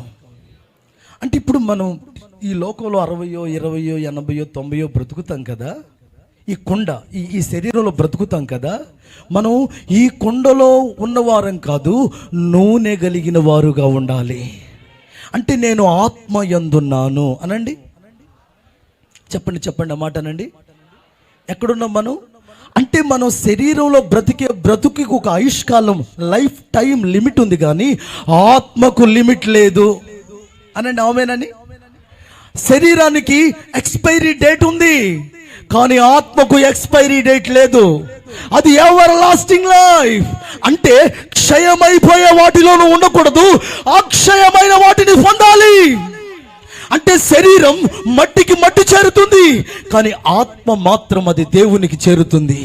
అంటే నీవు ఆత్మ సంబంధమైన వ్యక్తివైతే లోకానికి దూరంగా దేవునికి సమీపంగా బ్రతకాలి. ఆరోగ్యం కావాలా, నెమ్మది కావాలా, డబ్బు కావాలా, అన్ని కావాలి, లోకం కావాలంటే కుదరదు. నీవు ఆత్మయందున్న వ్యక్తిగా మారాలి. లోక సంబంధివైతే నువ్వు ఏమి పొందలేవు. ఒకవేళ పొందాననుకున్నా అవన్నీ వదిలిపెట్టిపోతాం. మీకు అర్థమయ్యే ఒక మంచి మాట చెప్తాను. ఎందుకు మనం ఆత్మయందు ఉండాలి? మన సంఘంలో ఒక అక్క ఉన్నారు, ఉపవాస ప్రార్థన పెట్టని బ్రతిమలాడుతున్నారు. అవసరం సరిగ్గా మందిరానికి రాదు. ఇంతగా అడుగుతున్నారు ఏంటక్క అని అడిగితే, అన్న నువ్వేమన్నావు కదా, తిట్టవు కదా, ఏమన్నావు కదా అంటే, ఏమంటానక్క నేను చెప్పండి అన్న అంటే అంది, అన్న మళ్ళీ ఏమంటాను, మళ్ళీ నన్ను ఏమన్నద్దు, నా గురించి ఎవరికి చెప్పొద్దు అంది. సరే చెప్పండి అని అంటే చెప్పారు. ఏంటంటే ఆమెకి పొద్దున్న 7 గంటలు లేవాలా, 4 గంటలు లేవాలా, 11 అయినా లేవట్లేదంట. వాళ్ళంతా బరువు అయిపోతుందంట. మీదబడి 10 మంది ఏనుగులు ఉన్నంత భారం, వాళ్ళంతా ఒక రకం చికాగ్గా నెమ్మదిగా లేదు, నిద్ర రావట్లేదంట. ఎదురుంటామని చూసి, అమ్మాయి నువ్వేందో కొంచెం తేడాగా ఉన్నావు, కానీ నువ్వేం చేయొద్దు, మా దగ్గర ఒక ఆమె ఉంది, ఆమె దగ్గరికి వచ్చి నీ పేరు మీద అడుగుతాను, నువ్వు బయట ఉంటావు లేకపోతే పక్కన ఉంటావు, కూర్చో, మొత్తానికంటే ఈమెకు బుద్ధి ఉండాలి కదా. సరే నేను ఆ చెట్టు కింద ఒక ఆమె ఎవరో చూపిస్తుందని వెళ్ళింది. ఇవి వెళ్ళిన తర్వాత ఇక భజన జరుగుతూ ఉంది. అరగంటకు రావాలి ఆమెకి పూనకం. 5 నిమిషాలకే వచ్చింది. ఏంటి ఏమనుకుంటుంది, అబ్బా మా తల్లికి కనికరం వచ్చినట్టుంది ఆమె మీద, ఎంత మంచి చక్కని తల్లి అనుకుంటుందంటే ఈమె తీసుకెళ్ళినామా. ఇక ఆమె ఆ రేకులు గొలబెట్టు ఎగురుతుందంట పైకి కిందకి. ఎందుకు వచ్చావు ఇప్పుడు నువ్వు ఈరోజు అందంట. అంతకుముందు ఏమన్నది, కుమార్తె వచ్చావా, కోడి తెచ్చావా అనేదంట. ఇప్పుడు ఎందుకు వచ్చావే నువ్వు అని పళ్ళు పటపట కొరుగుతుందంట. ఏమంటుంది, తల్లి నా కోసం రాలేదు తల్లి, ఆమె కోసం వచ్చా, బుద్ధి లేదు నీకు, ఆమె కోసం నువ్వెందుకు వచ్చావు అంటుందంట. జోక్ కాదు, జరిగింది చెప్తున్నా, నా చెప్పింది చెప్తున్నా. అంటే ఆమెందంట, ఆమెకి కొంచెం ఒంట్లో తేడాగా ఉంటుందా, నువ్వు మంచిగా బాగు చేయి తల్లి అంటే ఆమెందంట, బుద్ధి లేదనా, ఆమె యేసు ప్రభు నమ్ముకుంది. ఆ కొట్టొచ్చుగా చప్పట్లో దేవుని స్తుతించేటట్టుగా. ఆ దెయ్యాలకున్న గ్రహింపన్న మనకు ఉండాలి కదండి. ఇప్పుడు ఆ దెయ్యం అన్న యేసు ప్రభు నమ్ముకుందండి అందుకు మీరు గ్రహించి చప్పట్లు అనుకోవట్లేదంటే ఏమనాలి మిమ్మల్ని? ఇప్పుడు వద్దు లేకండి అంటే ఇప్పుడు ఆమందంట, ఎందుకు వచ్చింది, యేసు ప్రభు నమ్ముకుంది, అలా అయ్యగారు ఉంటాడు, ఆయన పిలిచి ఉపవాస ప్రార్థన పెట్టుకోమని అందంట.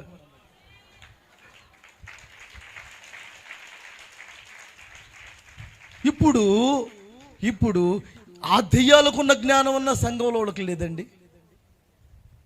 అంటే ఈమె పడి లెగుస్తా వచ్చి అంటది, అన్నా ఉపవాస ప్రార్థన పెట్టు అంటే ఇప్పుడు ఆ దెయ్యానికి వచ్చిన ప్రత్యక్షతకి ఇప్పుడు నేను లోపడాలంట. మరి ఇంతకాలం నాలో ఉండి దేవుడు చెప్పినట్టుగా లోపడిందా? నేను పెట్టనన్నా. నేను ఎందుకు చెప్తా? ఇప్పుడు అది చెప్పినట్టు నేను చేయాలి కదా. నాకు దేవుడు ప్రేరేపించినప్పుడే పెడతా అన్న. ఇక చూసుకో 7 నెలలైనా ఆకుండా వస్తుంది మందిరానికి.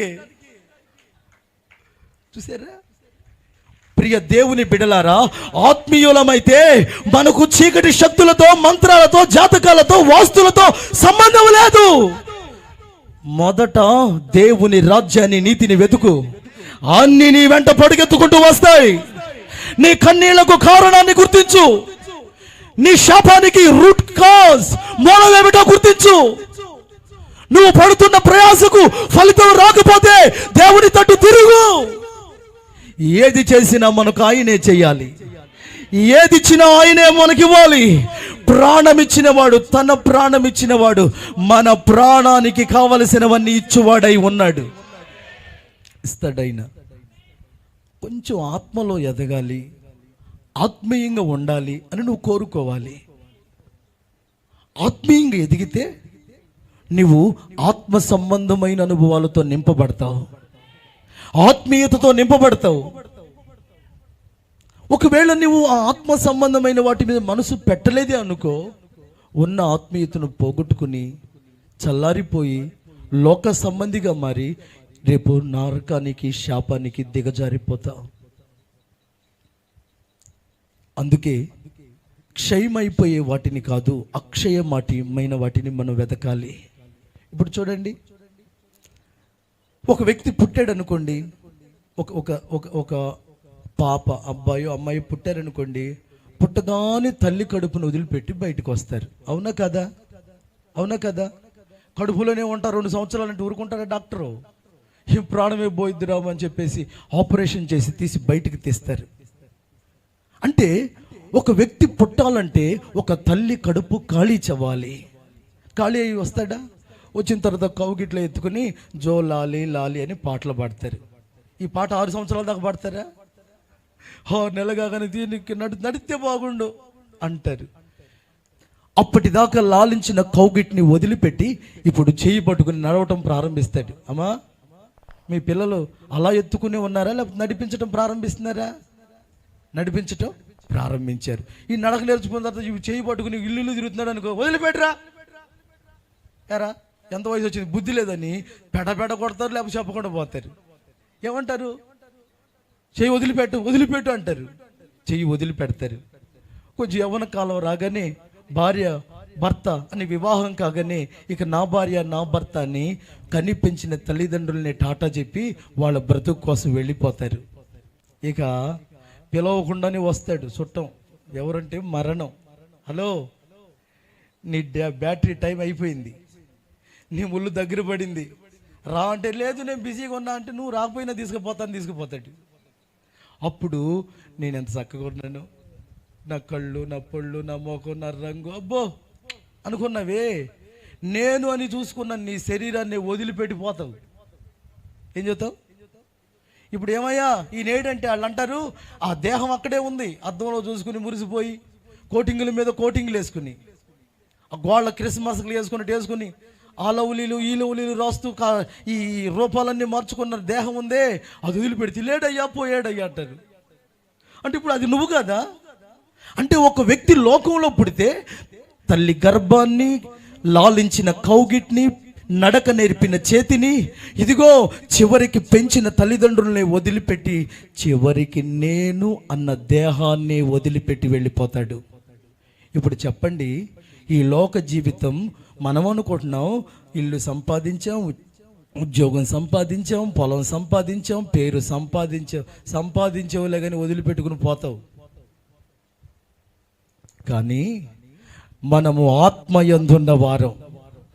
నేను అంటాను పొందాను అనండి, రక్షణ పొందాము.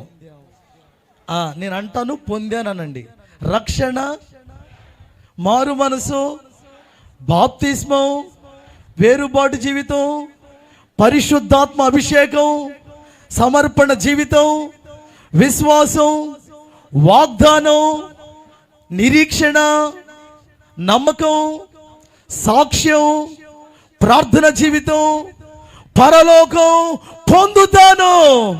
చూసారా? ఆత్మయందుంటే మనం పొందుకుంటూ వెళుతున్నాం. మనం పోగొట్టుకునే వారం కాదు, పొందుకునే వారం. అంటే నీవు ఆత్మయందుంటే అలాగూ దేవుడు నిన్ను నింపటం ప్రారంభిస్తాడు. కనుక వదిలిపెట్టుకుని ఖాళీ చేసే వాటి మీద మనసు పెట్టుకుంటావా?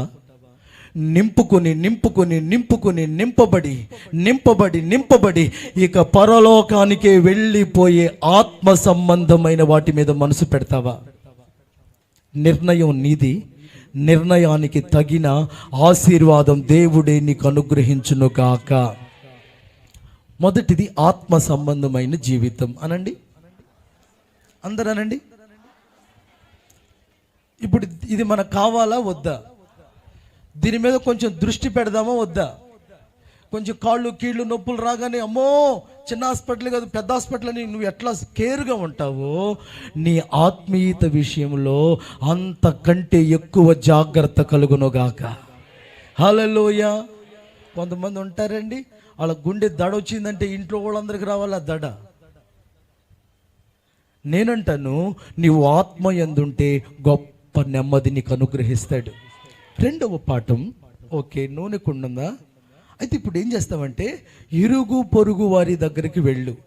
చెప్పండి, ఎక్కడికి వెళ్ళాలి? ఇరుగు పొరుగు అనండి. పొరుగు కాదు, పొరుగు. మీ పక్కన వాళ్ళు తనండి. ఇరుగు పొరుగు వారు నీతో మాట్లాడతారా?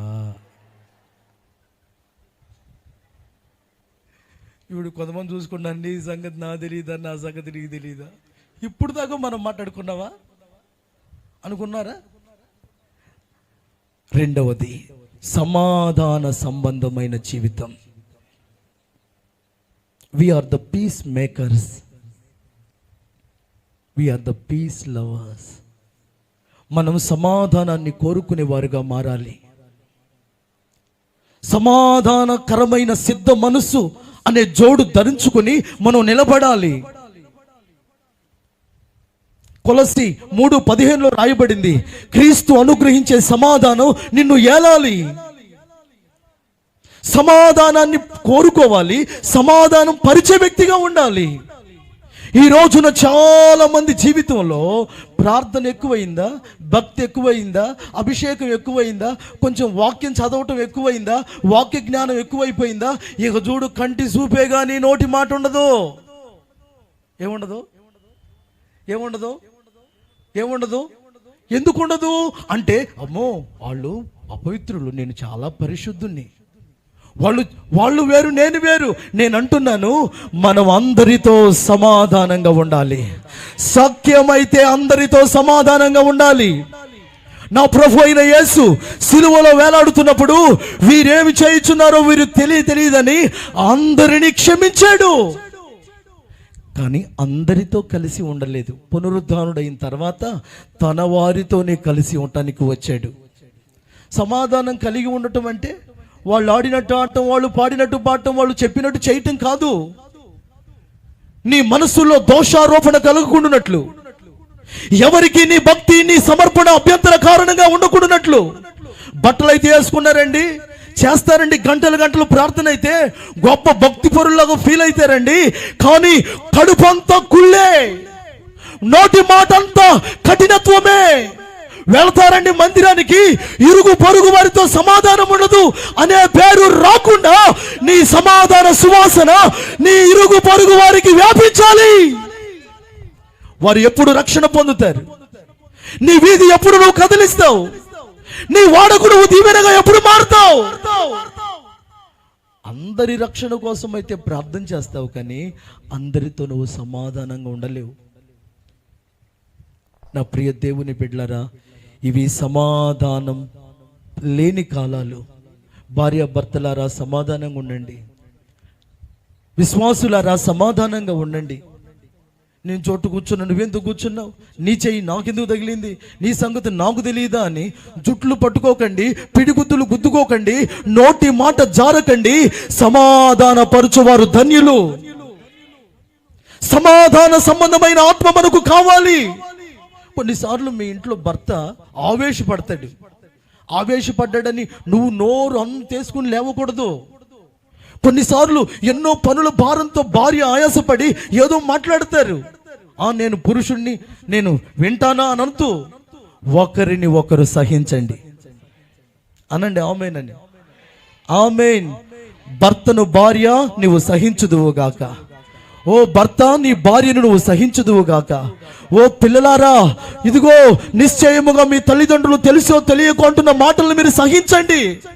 కొంతమంది చదువుకుంటారండి, డిగ్రీల మీద డిగ్రీలు చదువుకుంటారండి, వాటంటే పడరండి. డబ్బులు కావాలి, ఫీజులు కట్టాలి, బట్టలు కొనియాలి, అన్ని ఐఫోన్లు కావాలి, కానీ మాటంటే సహించరు. సంస్కారం లేదు, సహనం లేదు. ఎవరు అంటే క్లాస్ టీచర్ కొట్టిందని స్టూడెంట్ ఆత్మహత్య చేసుకున్నాడట. సెల్ ఫోన్ కొనిలేదని దూకి చచ్చిపోయాడట. నేను వండిన కూర నచ్చలేదన్నాడని ఆత్మహత్య చేసుకున్నారట. కారణాలు చూస్తే కూడా చాలా సిల్లి అండి. నేను చెప్తున్నాను, మనం సమాధానంగా ఉండాలి. నీ ద్వారా ఎవరికి గొడవ రాకూడదు, నీ ఉన్న చోట గొడవ జరగకూడదు అనండి. ఆమేన్. నా ద్వారా గొడవ రాకూడదు, నేనున్న చోట వాళ్ళు కొట్టుకోబోతున్నారు, నువ్వు ఉంటే వాళ్ళు ఆగిపోవాలంతే.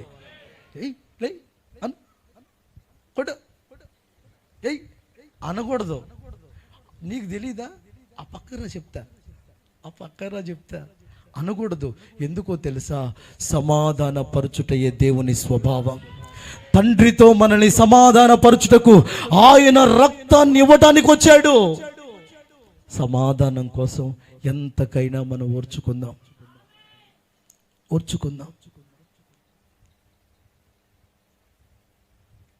అలాంటి కృప మన మీదికి సమృద్ధిగా కలుగునుగాక. మూడవది, ఓకే, ఇరుగు పొరుగు వారి దగ్గరికి వెళ్ళి మీరేమంటారంటే వాళ్ళ ఇంట్లో ఉన్న పాత్రలన్నీ ఇవ్వమని అడగండి. అంటే ఒక ఇంటికి వెళ్ళి అడిగారు, ఒక పాత్ర ఇచ్చారు. రెండోది అడిగారు, ఇచ్చారు. మరలోకి ఇంటికి వెళ్ళారు, ఇచ్చారు. మరలోకి ఇంటికి వెళ్ళారు, ఇచ్చారు. అట్లా ఆ ఊర్లో ఉన్న ఇళ్లలో ఉన్న పాత్రలన్నీ ఇప్పుడు ఒక్క నూనె కొన్న ఇంటి దగ్గరికి వచ్చాయి అనండి. అవమేనని. ఇప్పుడు చెప్పండి, ఒకటి అడిగితే ఇవ్వచ్చండి, రెండు అడిగితే ఇవ్వచ్చు, ఒక ఇంట్లో వాళ్ళని అడిగితే ఇవ్వచ్చు. ఊర్లో అన్ని ఇళ్లలో ఉన్నవారు ఉన్న అన్ని పాత్రలు ఇవ్వటం సాధ్యమా అసాధ్యమా? ఇప్పుడు మీ బట్టలు ఒక జత ఇవ్వమంటే ఇస్తారు, ఉన్న ఇవ్వమంటే ఇస్తారా? ఇవ్వలేం కదా. ఇప్పుడు ఒక గిన్నె ఇవ్వమంటే ఇస్తారు, ఇప్పుడు ఉన్న గిన్నెలన్నీ ఇవ్వమంటే ఇవ్వగలరా? ఇప్పుడు మీరే వెళ్ళి మీ పక్కోళ్ళ ఇంటి దగ్గరికి వెళ్ళి మీ ఇంట్లో ఉన్న గిన్నెలని నాకు ఇచ్చేయంటే ఇస్తారా? ఇవ్వటం సాధ్యమేనా? ఒకవేళ ఇరుగు పక్కన ఉన్న వాళ్ళు ఇచ్చారనుకోండి, ఊర్లో ఉన్న వాళ్ళందరూ ఇవ్వగలరా? అక్కడ రాయబడింది, ఇంకేమైనా గిన్నెలు ఉంటే తీసుకురండి అంటే వాళ్ళు అన్నారు, మా ఊర్లో ఉన్న గిన్నెలన్నీ మా ఇంటికే వచ్చాయి. అంటే మూడవది నమ్మకమైన జీవితం. చెప్పండి, ఏ జీవితం? నమ్మకమైన జీవితం. అంటే ఆ తల్లి వారి పిల్లలు ఊర్లో ఉన్న వాళ్ళని అడగగానే వారి పాత్రలన్నీ ఇచ్చారంటే వారిని ఎంతో నమ్మారు. ఇప్పుడు మనమైతే ఏమనుకుంటాం తెలుసా? ఒరే, వీళ్ళకి అప్పులు ఎక్కువైపోయినాయి కదా, ఈ గిన్నెలన్నీ పక్కూరుకు తీసుకెళ్ళి గిన్నెల వ్యాపారం ఏమైనా చేద్దాం అనుకుంటున్నారా? ఏ వ్యాపారం? ఉన్నవన్నీ బండికి వేసుకుని పోయి పక్కూరులో అమ్ముకుంటారా ఏంట్రా? పొలిమేరలో ఒకటి ఉండండిరా, ఇంటి దగ్గర ఒక ఉండండిరా అనాలి. కానీ వీళ్ళు అడగగానే ఇచ్చారంటే వీరు నమ్మకత్వాన్ని కాపాడుకున్నారు. దేశంలో ఇదిగో నమ్మకమైన వారు కలరేమోనని దేవుడు చూస్తున్నాడు. 101:6 కీర్తన ప్రకారం, ఇర్మియా గ్రంథం 5వ అధ్యాయం 1వ వచనం ప్రకారం, నమ్మకంగా ప్రయత్నించువాడు ఒకడు కావాలి. నేను నమ్మకస్తుల కోసం దేశాన్ని కాపాడతాను. తల్లి, నువ్వు నమ్మకంగా నువ్వు భక్తి చెయ్యి, నీ పిల్లల్ని దేవుడు కాపాడును గాక. ఓ నమ్మకమైన భక్తి చేయు సహోదరి, నీ నమ్మకమైన భక్తిని బట్టి నీ భర్త కాపాడే దేవుడున్నాడు. ఓ నమ్మకమైన భక్తి చేయు తల్లిదండ్రులారా, మీ పిల్లలను దేవుడు కాపాడును గాక. నమ్మకముగా ఉండ యత్నించువాడు ఒకడు ఉంటే నేను పట్టణాన్ని కాపాడుతానన్నాడు దేవుడు.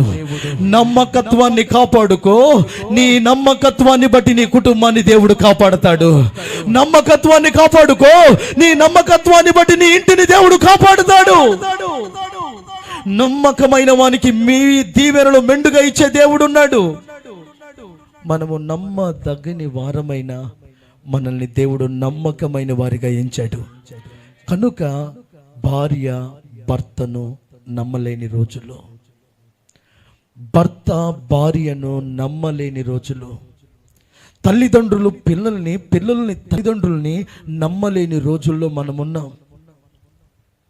అంత డౌట్ఫుల్ సంసారాలే, సందేహంతో కూడిన కుటుంబాలే, సందేహముతో కూడిన పెంపకాలే.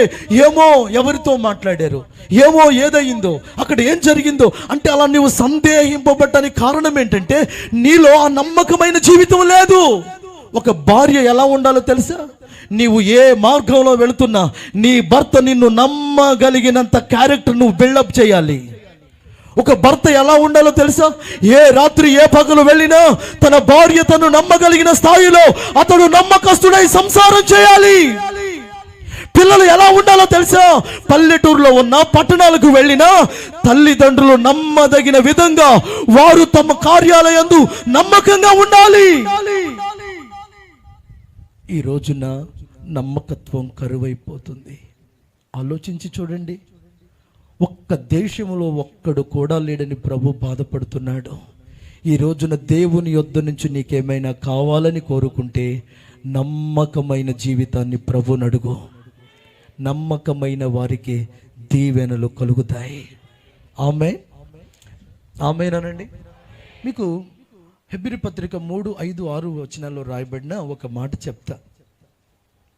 దేవుని ఇంటిలోనట మోషే నమ్మకంగా ఉన్నాడట. చెప్పండి, ఎట్టున్నాడు మోషే? దేవుని ఇంటి పైన యేసయ్య నమ్మకంగా ఉన్నాడు అనండి. ఇంటి లోపల నమ్మకత్వం, ఇంటి బయట నమ్మకత్వం. ధైర్యమును నిరీక్షణ వలనైన ఉత్సాహాన్ని తోద్దాం మట్టుకు మనం చేపడితే ఆ ఇల్లు మనమేనట. ఆమేన్ ఆమేన్ అంటాను. మీరన్న ఇంట్లో ఎలా ఉండాలి? నమ్మకత్వం. బయట ఎలా ఉండాలి? ఇంట్లోనేమో మోషేలాగా నమ్మకంగా ఉండాలి. ఇంటి పైన ఇంటికి బయట యేసులాగా నమ్మకంగా ఉండాలి. ఈ ఇల్లు మన గుండె, మన జీవితం అనుకో. నువ్వు లోపల నమ్మకంగా ఉండు, బయట నమ్మకంగా ఉండు. లోపలేమో బయటేమో నమ్మకంగా కనపడి లోపలేమో ద్రోహంగా ఉండకు. లోపల నమ్మకంగా ఉండి బయటేమో నమ్మకత్వం లేనివాడిగా ప్రవర్తించకు. నీ నమ్మకత్వం బయట కనపడాలి, లోపల అది దేవునికి కనపడాలి. దేవుడు వెలుపట లోపట నమ్మకత్వాన్ని కోరుతున్నాడు. కంటికి కనబడే మనుషుల ఎదుట, కంటికి కనబడనివి చూసే దేవుని ఎదుట మనం నమ్మకత్వాన్ని సంపాదించాలి. ఇదేమంత సామాన్యమైంది కాదు. దీనికోసం చాలా వెల కట్టాలి, చాలా వెల కట్టాలి. దైవజనులు చెప్పిన పరిచర్యలో నమ్మకంగా ఉండాలి. ఈ ఉపవాస పండుగలలో మీకు ఇచ్చిన బాధ్యతలలో నమ్మకంగా ఉండాలి. దైవారాధనలో నమ్మకంగా ఉండాలి. దైవ కార్యాల్లో నమ్మకత్వం అనేది ఒక ఉప్పులాగా ప్రతి దాంట్లో కలిసి ఉండాలి. అలాంటి నమ్మకత్వం దేవుడు మనలో పెంచును కాక. 4th one, 4వది, ఆ పాత్రలన్నీ తెచ్చి మీరు ఇంట్లోకి వెళ్ళి తలుపు పెట్టుకోండి. ఆమేన్ ఆమేన్ ఆమేన్. తలుపు వేయుట అనండి. ప్రార్థనా జీవితం. మొదటిది ఆత్మ సంబంధమైన జీవితం అనండి. రెండవది సమాధాన జీవితం అనండి అందరూ.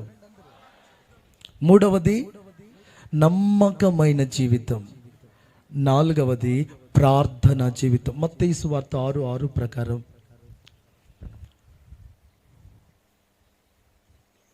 మత్తయి సువార్త 26:41-40 ప్రకారం, కొలస్సీ పత్రిక 4వ అధ్యాయం 2-4 వచనాల ప్రకారం రాయబడింది ఏంటంటే, మీరు శోధనలో ప్రవేశించకుండునట్లు మెలకువగా ఉండి ప్రార్థన చేయాలి అనండి. మెలకువగా ఉండి, అందరనండి ఆ మాట ఇంకొకసారి అనండి. కొలస్సీ 4:2-4 వచనాల ప్రకారం, ప్రార్థన యందు నిలకడగా ఉండండి, కృతజ్ఞత గలవారై దాని యందు మెలకువగా ఉండండి. అంటే మెలకువగా ఉండి ప్రార్థన చేయాలి, ప్రార్థన చేస్తూ మెలకువగా ఉండాలి. అంటే మెలకువతో ప్రారంభమైన నీ ప్రార్థన మెలకువతోనే ముగించబడాలి. ప్రార్థనలో మెలకువతో కూడిన ప్రార్థన. దైవజనుడైన ఏలియా ఉన్నారు. అప్పటికి వర్షం లేక పొలాలన్నీ నేర విడిచి పచ్చదనం కనుమరుపోయి ఆకలితో పేగులు ఎండి ఎముకలు బయటికి వస్తే జనాలు పశువులు అన్ని ఆకలి కోసం కేకలు వేస్తున్నాయి. ఆ పరిస్థితిని మెలకువగా ఉండి ఏలియా చూస్తున్నాడు. ఏం చూస్తున్నాడు? మెలకువగా ఉండుట అనగా గ్రహించుట. నీవు ప్రార్థన చేయకముందే పరిస్థితులను గురించిన గ్రహింపు రావాలి. కొంతమంది ఉంటారండి, రక్షణ కోసం ప్రార్థన చెయ్యండి అంటామా? వాళ్ళు అంటారు రోగం పోవాలేసయ్యా అంటారు. ఏమంటారు? ప్రార్థన అంశం ఏంటి? రక్షణ కావాలి. చేసేదేంటి అంటే నువ్వు ప్రార్థన అంశం చేస్తుండగానే చెప్పగానే దాన్ని వినలేకపోతున్నారు. చాలామంది ఉంటారు దైవజనులు ఒక్కొక్క అంశం కోసం చెప్తా ఉంటారా, వాళ్ళు స్తోత్రం స్తోత్రం స్తోత్రం అంటారు. ఎప్పుడు వాళ్ళకు రొటీన్గా కొన్ని ప్రార్థనలు ఉంటాయి, అదే మంత్రంలాగా జపంలాగా చదువుతూ ఉంటారు. ఒక దైవజనుడు నియామకమైన ప్రార్థన అంశాలు చెప్తూ ఆ ప్రార్థన అంశం చెప్పకముందు పరిస్థితిని వివరిస్తూ ఉంటారు. అది ఏ ప్రార్థన అంశం అయితే అది ప్రార్థన చేయకముందు దాన్ని వివరిస్తున్నప్పుడు ఆ కార్యాలన్నిటిని కూర్చిన ఆ ప్రత్యక్షత, ఆ కన్నులు, ఆ మెలకువని కలిగి ఆ మెలకువతో నువ్వు ప్రార్థన చేయాలి. ఈ రోజున నా ప్రియ దేవుని బిడ్డలారా, అనేకులు ప్రార్థన చేయకపోవడానికి కారణం నీ ఇంట్లో జరుగుతున్న పరిస్థితులను కూర్చిన మెలకువ లేదు. దీపాలు ఆరిన తర్వాత, నష్టాలు జరిగిన తర్వాత, అన్ని చేజారిన తర్వాత గుండెలు బాదుకుని ఉపవాస ప్రార్థన కాదు, మెలకువగా ఉండి నువ్వు ప్రార్థన చెయ్యి. దుష్టుడు యేసు నామములో నీ ప్రార్థన ఎదుట పారిపోతూనే ఉంటాడు. హల్లెలూయా, హల్లెలూయా, హల్లెలూయా. అయ్యో దేశంలో వర్షం లేదు, పరిస్థితులు ఇలా ఉన్నాయని అలా మెలకువతో ఏలియా ప్రార్థన చేయటం ప్రారంభించాడు. ప్రార్థన చేస్తూ మెలకువగా ఉన్నాడు. చేస్తున్నాడా? పక్క నుండి పంపిస్తున్నాడు. సముద్రం వైపు చూడు. ఆమేన్, హల్లెలూయా, హల్లెలూయా అనండి ఆ మాట. ప్రార్థన చేయకముందు నాతో అనండి. ఏలియా ప్రార్థన చేయకముందు ఎండిపోయిన నేలను చూశాడు. అందుకే మీకు చదివితే పర్వతాల మీదకి వెళ్ళాట, అక్కడ నేలను చూసుకుని ఆ నేల మీద మోకాళ్ళు వేసాడట. అది కూడా రాయబడింది బైబిల్లో. పర్వతాల మీదకి ఎక్కి నేల మీద మోకరించి ప్రార్థన చేస్తున్నాడు. తన తలని తన కాళ్ళ మధ్యలో ఉంచాడు. తన మోకాళ్ళ మధ్యలో తన తల ఉంచాడు. ఇప్పుడు ప్రార్థన చేయకముందు ఎండిన నేలను చూశాడు. ప్రార్థన చేస్తుండగా సముద్రం వైపు చూశాడు. అనండి ఆమేనని. సమస్యలను చూసి ప్రార్థన చేస్తూ ఉండగానే సమాధానం నీ కన్నుల ఎదుట కనబడును గాక. వేదనతో ప్రారంభమైన నీ ప్రార్థన నిండు ఆదరణతో ముగించబడును గాక. భయముతో ప్రారంభమైన నీ ప్రార్థన సింహం వంటి ధైర్యంతో ముగించబడును గాక. కరవలాలతో ప్రారంభమైన నీ ప్రార్థన నిశ్చయతతో ముగించబడును గాక. ఆ వేదనతో ప్రారంభమైన ప్రార్థన ఆదరణతో ఎందుకు ముగించాలంటే ప్రార్థన చేస్తుండగానే నీలో కార్యం జరగాలి. ప్రార్థన చేస్తుండగానే నీలో కార్యం జరగాలి. నీవు చేసిన ప్రార్థన ముగించగానే ఆ ప్రార్థన కార్యాలు నీ కుటుంబంలో జరగాలి. ఆ ప్రార్థన కార్యాలు సంఘంలో జరగాలి. ఆ ప్రార్థన కార్యాలు దేశంలో జరగాలి. సంఘమా మనము మోకరించి ప్రార్థించుదుముగాక. మెలకువతో ఉండి ప్రార్థించుదుముగాక. ప్రార్థన చేసి మెలకువగా ఉందుముగాక. మెలకువగా ఉన్నది కనుక ప్రార్థన చేస్తూ మెలకువగా ఉంటూ, ప్రార్థన చేస్తూ మెలకువగా ఉంటూ ఉన్నాడు. సముద్రం మీద నుంచి ఒక అరచేయంత మేఘం పైకి లేచింది. ఎండిన నేలను సస్యశ్యామలముగా మార్చునట్లు తడిపింది. నీ కన్నీటి తడి ఆరిపోయేది కాదు, అది దీవెన వర్షంగా ఒకరోజు తప్పక కురిసేదే అని పలుకుతున్నాను. నీ మూలుగులు ఏదో గాల్లో కలిసిపోలేదు. నీ విలాప ధ్వనులు దేవుడు నిశ్చయముగా విజయ ధ్వనులుగా మార్చగలిగిన వాడు. నీ సడుగులు నువ్వు ప్రార్థన చేస్తుండగా స్తుతి ధ్వనులుగా నా దేవుడు మార్చునుగాక. నీ ఆవేదనలు హర్షధ్వనులుగా దేవుడు మార్చునుగాక. తల దించిన నీవు తల ఎత్తుకునే కృప ఇచ్చునుగాక. కనుక ప్రార్థన యందు నిలకడగా ఉందాం. 5వది, ఎప్పుడైతే వారు ప్రార్థన చేసి అలా ఉన్నారో 5వది ఏం జరిగిందో తెలుసా? ఆ గిన్నెలన్నీ అక్కడికి వచ్చాయి కదా. మీరు తలుపులు వేసి ప్రార్థన చేస్తున్నారు కదా. ఇప్పుడు ఈ కుండలో నూనె ఉవ్వకటం ప్రారంభమైంది. కొట్టండి చప్పట్లు గట్టిగా. హల్లెలూయా. ఆ కొంచెం నూనె పెరిగింది.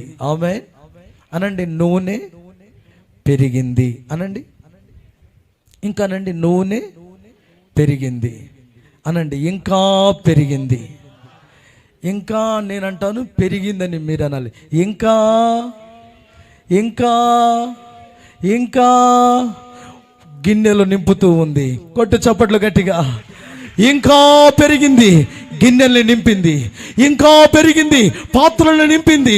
ఇంకా పెరిగింది, మిగిలిన అన్ని గిన్నెలకు ఇది ఆశీర్వాదకరంగా మారింది. ఈ కుండ ఆశీర్వదింపబడిన జీవితం.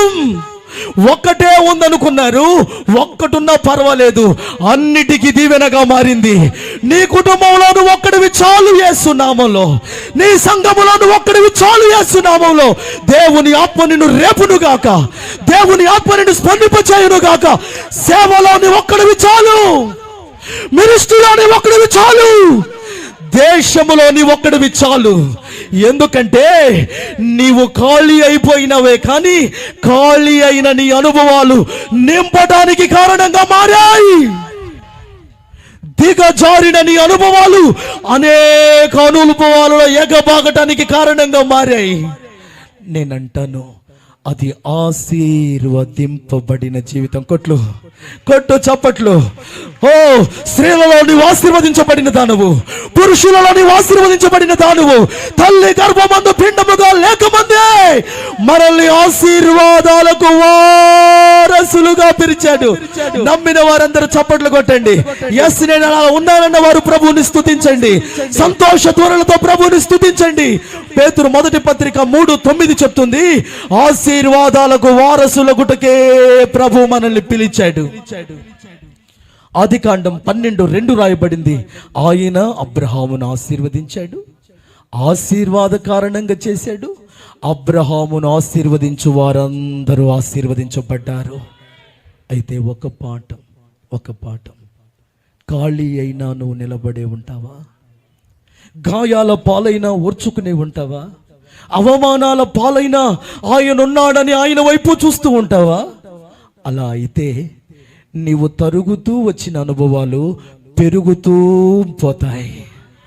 నువ్వు ఖాళీ అయింది అనేకుల్ని నింపటానికని తెలుసుకో.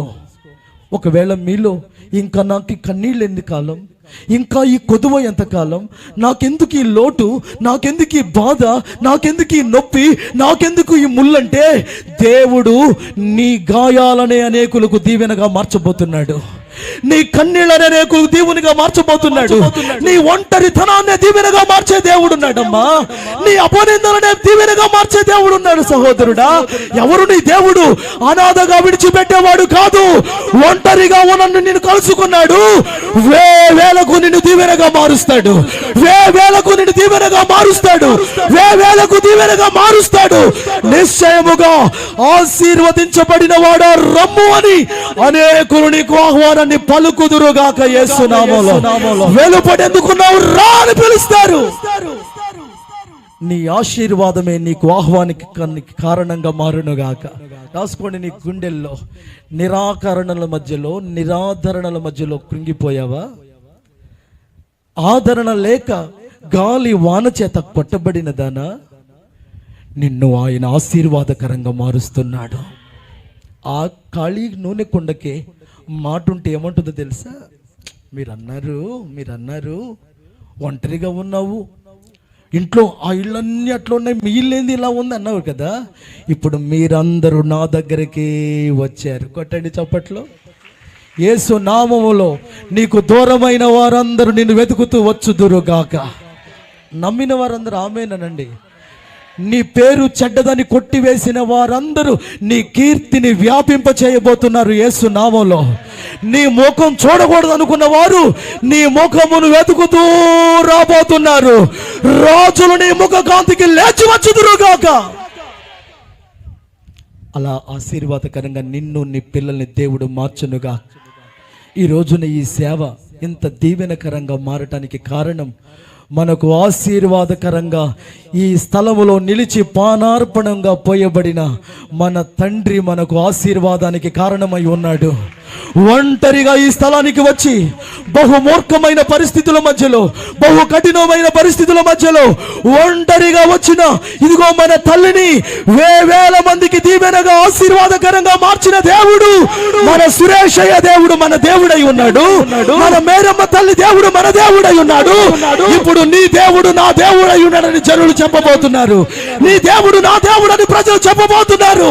అమ్మా, నాకే ఆశీర్వాదకరంగా ఉంటుందా భక్తి అనుకున్నావు?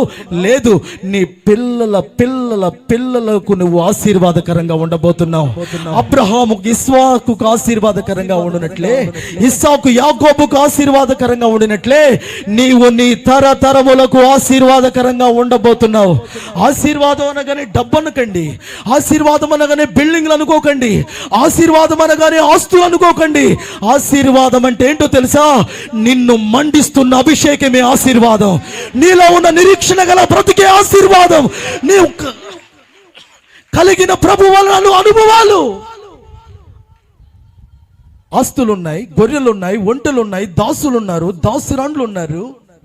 కానీ ఆశీర్వాదం కావాలని యాకోబు పెనుగులాడటం ప్రారంభించాడు. నిశ్చయముగా అలాగూ మనం మారాలి. నేను అంటాను, నువ్వు కట్టిన ఇల్లు నీ పిల్లలకు ఉంటుందో ఉండదో నేను చెప్పలేను. నువ్వు దాచుకున్న ఆస్తి అంతస్తులు ఏమంటారు దాన్ని, బ్యాంకులో పెట్టిన ఉంటాయి కదా బాండ్లు, ఉంటాయో నేను చెప్పలేను. కానీ దేవుని ఆశీర్వాదం మాత్రం నీ పిల్లల పిల్లల మీదకి వారసత్వంగా మనకు ఇవ్వాలి. మన వారసత్వంగా ఇవ్వాలి. ఆశీర్వాదాలకు వారసులమైన మనం మన ఆశీర్వాదాల్లో వారసత్వాన్ని ఇచ్చేవారిగా మారాలి. ఆమేన్, ఆమేన్. 5వది ఆశీర్వదింపబడిన జీవితం. 6వది విలువైన జీవితం, వెలకట్టబడిన జీవితం. అమ్మా, నూనె నిండింది కదా, దీన్ని నువ్వు ఇప్పుడు అమ్మాలి అనండి. దేన్ని అమ్మాలి? అప్పుడు నూనెకి రేటు ఉందా లేదా? నూనెకి విలువ ఉందా లేదా? మనం ఎవరమో తెలుసా? కొరింథీ పత్రిక 6:20 ప్రకారం విలువ పెట్టి కొనబడిన వారం. విలువ లేదు, ఆయన విలువ ఇచ్చాడు అనండి. ఆమేనని. మన అమ్మ మనకు విలువ ఇవ్వలే, మన నాన్న మనకు విలువ ఇవ్వలే, మన అన్నదమ్ములు మనకు విలువ ఇవ్వలే. వీడు తాగుపోతాడురా, వీడు తిరిగిపోతాడురా, వీడు బ్రతికింతేరా చే అన్నారు. కానీ విలువ లేకుండా పడవేయబడిన మనల్ని ఆయన చేతిలో పట్టుకుని విలువిచ్చాడు. కొట్టు చప్పట్లో. ఆయన ప్రణాళికను బట్టి విలువిచ్చాడు, ఆయన కృపను బట్టి విలువిచ్చాడు, ఆయన ఎన్నుకుని విలువిచ్చాడు. ఇప్పుడు ఇది ఏ జీవితమో తెలుసా? విలువ కట్టబడిన జీవితం, విలువ చెల్లించబడిన జీవితం. దీనికి, ఈ నూనెకి ఒక విలువ ఉన్నట్లే నా దేవుడు నీ కన్నీరు కూడా విలువగా చూస్తున్నాడు, నీ శోధనలు కూడా విలువైనవే చూస్తున్నాడు, నీ శ్రమలు కూడా విలువైనవని చూస్తున్నాడు. అమ్మా, మనం విలువైన వారం కనుక మన ఆత్మీయ అనుభవాలు, ఎదుర్కొంటున్న అనుభవాలన్నీ మన విలువని పెంచేవే కానీ తగ్గించవి కాదు. ఈరోజు నేను అంటున్నాను, నీ తల్లిదండ్రులకు విలువనిచ్చే వ్యక్తిగా నువ్వు బ్రతకాలి. నిన్ను నడిపిస్తున్న సేవకుల విలువను పెంచే వ్యక్తిగా నువ్వు బ్రతకాలి. మనకు నడక నేర్పి సేవ నేర్పిన మన ఆత్మీయ నాయకులకు, తల్లిదండ్రులకు మన ద్వారా విలువనిచ్చే వారిగా మనం మారాలి. ఈ సేవలో, ఈ ఉపదేశంలో దేవుడు మనకిస్తున్న ఒక ప్రాముఖ్యమైన పాఠం ఏంటో తెలుసా? ఎన్నో సేవల్లో విలువలు తగ్గుతున్నాయి డబ్బును బట్టి. ఎన్నో చోట్ల విలువ తగ్గుతుంది ఆచారాన్ని బట్టి, మనుషుల మెప్పును బట్టి. మన విలువ తగ్గేది కాదు. నమ్మిన వారు ఆమేననండి. ఆత్మతో ఏకీభవించేవారు ఆమేననండి, ఆమేననండి, ఆమేననండి. ఆమేనండి. ఇదిగో ఇది 500 రూపాయలు అనుకోండి, ఇది కాదు కదని, ఇదిగో ఇది ఎంత అనుకోండి, 500 కాగితం అనుకోండి.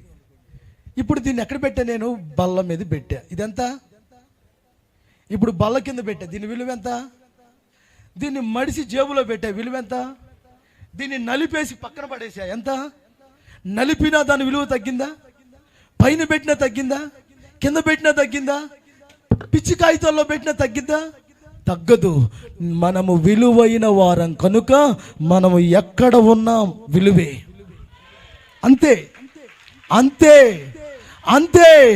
నువ్వు ఎక్కడ ఉంటే నీ విలువను బట్టి రావాలి విలువ. ఈ రోజున మన ఆత్మీయ నాయకులు ఎవరో తెలుసా, మనకు విలువని ఇచ్చి సేవను ముగించిన వ్యక్తి. అనండి ఆమేన్, ఆమేన్. ఈ విలువను మనం పెంచాలి, ఆమేన్. తగ్గించకూడదు మన స్వార్థాన్ని బట్టి, తగ్గించకూడదు మన భక్తిహీనతను బట్టి, తగ్గించకూడదు మన స్వార్థాన్ని బట్టి. నేను ఒక చోటుకి వెళ్ళా, పోయిన వారంలోనే వెళ్ళా, దేవరకొండకి. వాక్యం చెప్తూ ఉన్నా, ఒక ఆయన బయట ఉన్నాడట. వినగానే లోపలికి వచ్చాడు, ఇంకొంచెం లోపలికి వచ్చాడు, ఇంకొంచెం లోపలికి వచ్చాడు, అట్లా వచ్చి ముందు కూర్చున్నాడు. నాకు వచ్చిన సేవకులను చూసుకోవటానికి ఒక 4 యవ్వనస్తులను ఇచ్చారు. వాళ్ళలో ఇతడు ఒకడు రూమ్కి వచ్చాడు. అన్న, మీది గ్లోరియస్ మినిస్ట్రీయా అన్నాడు. అవును అవును బ్రదర్ అన్న. సురేష్ అయ్యానా అన్నాడు. అవునయ్యా అన్న. అంటే ఆయన అన్నాడు, ఇదిగో నేను మీరు మాట్లాడుతున్నప్పుడు ఆ స్వరం విని, ఆ వాక్యపు ప్రభావం విని సురేషయ్య ఎక్కడున్నాడు అనుకున్నా అని అన్నాడు.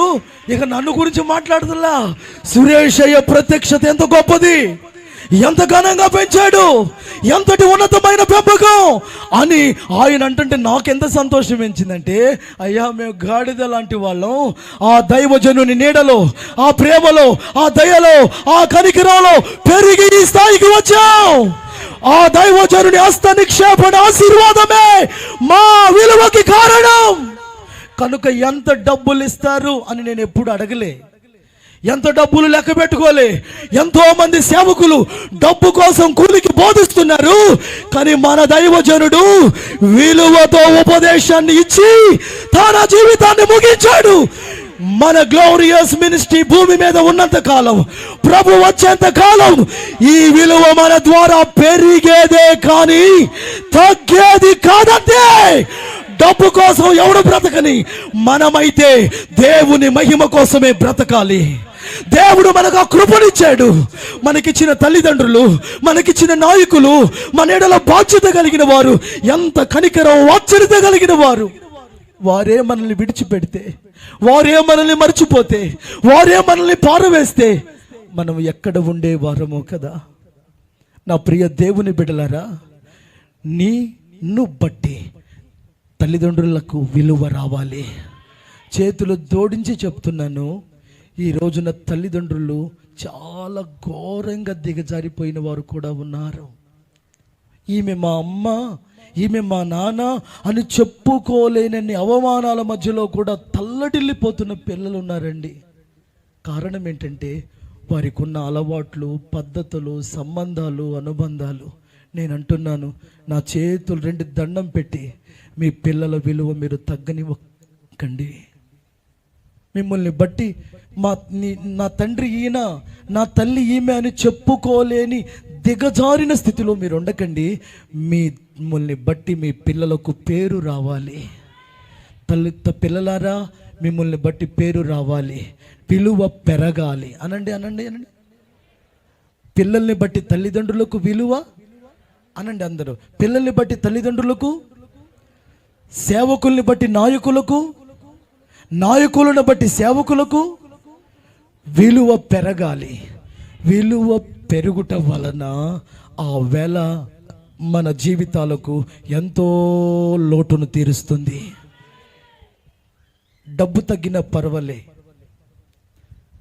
ఆస్తులు తగ్గిన పర్వాలే, కానీ మనకున్న values don't be lose, don't be loss. పోగొట్టుకోవద్దు. డబ్బు పోయినా పర్వాలేదు, మనకి పేరు పోయినా పర్వాలేదు, కానీ విలువైన ఆ క్వాలిటీ లైఫ్, క్వాలిటీ క్యారెక్టర్ మనకొద్దు. విలువగానే బ్రతుకుదాం, విలువ లేని వాటిని విడిచిపెడదాం, విలువ లేని చోటే మనమే విలువగా నిలబడదాం. ఆమేన్. ఒక్క పౌలు విలువైన వాడు, ఓడలో ఉన్న వారందరూ కాపాడబడ్డారు. జైలులో ఖైదీగా ఉన్న పౌలు శీల విలువైన వారు, ఖైదీలందరూ కాపాడబడ్డారు. అనండి ఆమేన్ అని. నువ్వు విలువైన వాడవైతే నిశ్చయముగా నిన్ను బట్టి విలువ పెరుగుతుందే కానీ తగ్గదంతే. యేసునామములో ఆ స్టాండర్డ్స్, ఆ వాల్యూస్ పాటించాలి. తిండి దగ్గర విలువ పోగొట్టుకోవద్దు, మాట జారి విలువ పోగొట్టుకోవద్దు. నీ స్టాండర్డ్ని తగ్గి చాలా లూజ్గా, చాలా సిల్లీగా నువ్వు మాట్లాడి ప్రవర్తించి విలువ పోగొట్టుకోవద్దు. మన విలువలు పెరగాలనే మన ప్రభు మన కోసం ఎదురు చూస్తున్నాడు. ఆమేన్.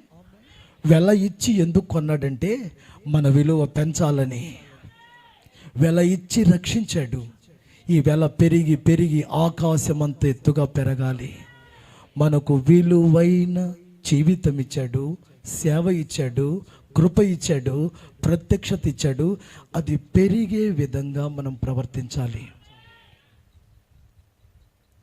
విలువను బట్టైనా మనం మారాలి, మనకిచ్చిన వాల్యూని బట్టైనా మనం మారాలి. అనండి ఆమేనని. నాతో కలిసి మీరు చెప్పండి, యేసయ్యా నాకిచ్చిన విలువను బట్టి నేను మారాలి, విలువను బట్టైనా మారాలి. అలాంటి కృప కలుగునుగాక. అంగీకరించిన మనసారా అంగీకరించిన మిమ్మల్ని నా దేవుడు దీవించునుగాక. ఇంకొక మాట చెప్తాను, 7వది, అది మహిమ గల జీవితం. లాస్ట్ది 7వది ఏంటో తెలుసా? ఆ భర్త ఏమయ్యాడు, ప్రభు నమ్ముకున్నారు, ఆ కుటుంబం ఏమైపోయింది, అప్పుల వాడు అరుస్తుంటే, పిల్లలు పోతాడు అనుకుంటుంటే ఆ ఊరందరూ ఏమనుకున్నారు తెలుసా? ఏంట్రా వీళ్ళ దేవుడు, ఏంట్రా వీళ్ళ పిల్లలు, ఏంటి వాళ్ళ పరిస్థితి అనుకున్నారు. ఆశ్చర్యకరంగా ఏంటో తెలుసా? అప్పులు తీరగా ఇంకా మిగిలింది. అనండి. ఆ మిగిలింది కూడా ఎందుకో తెలుసా? దేవునికి మహిమ రావటానికే మిగిలింది. అనండి, మిగిలింది దేవునికి మహిమ రావటానికి. మీరు గమనించండి, యేసయ్య అద్భుతం చేసినప్పుడల్లా అందరు తినేసి గిన్నెలు దుడిసేసి మూతి దుడిసేసి చూసుకోలే. కడుపు నిండా తిన్నారా, ఇంకా తింటారని అడిగారా? మిగిలిన గంపలకు ఎత్తుకుని వెళ్ళారు. వెళ్ళేటప్పుడు దారిలో అన్నారు, బాబు ఈ రొట్టెలు ఎక్కడివి? ఈ రొట్టెలు ఎక్కడివి అంటే, కొండ మీద యేసయ్య అందరి ఆకలి తీర్చాడు. 5 రొట్టెలు 2 చేపలతో తీర్చాడు. మేమందరం తిన్నాం. ఇవి మిగిలిన ఎందుకో తెలుసా? ఆయన అద్భుతాలకు సాక్షిగా మారటానికి, ఆయన ఆశ్చర్య కార్యాలు ఊరూరా ఊరేగించబడాలి.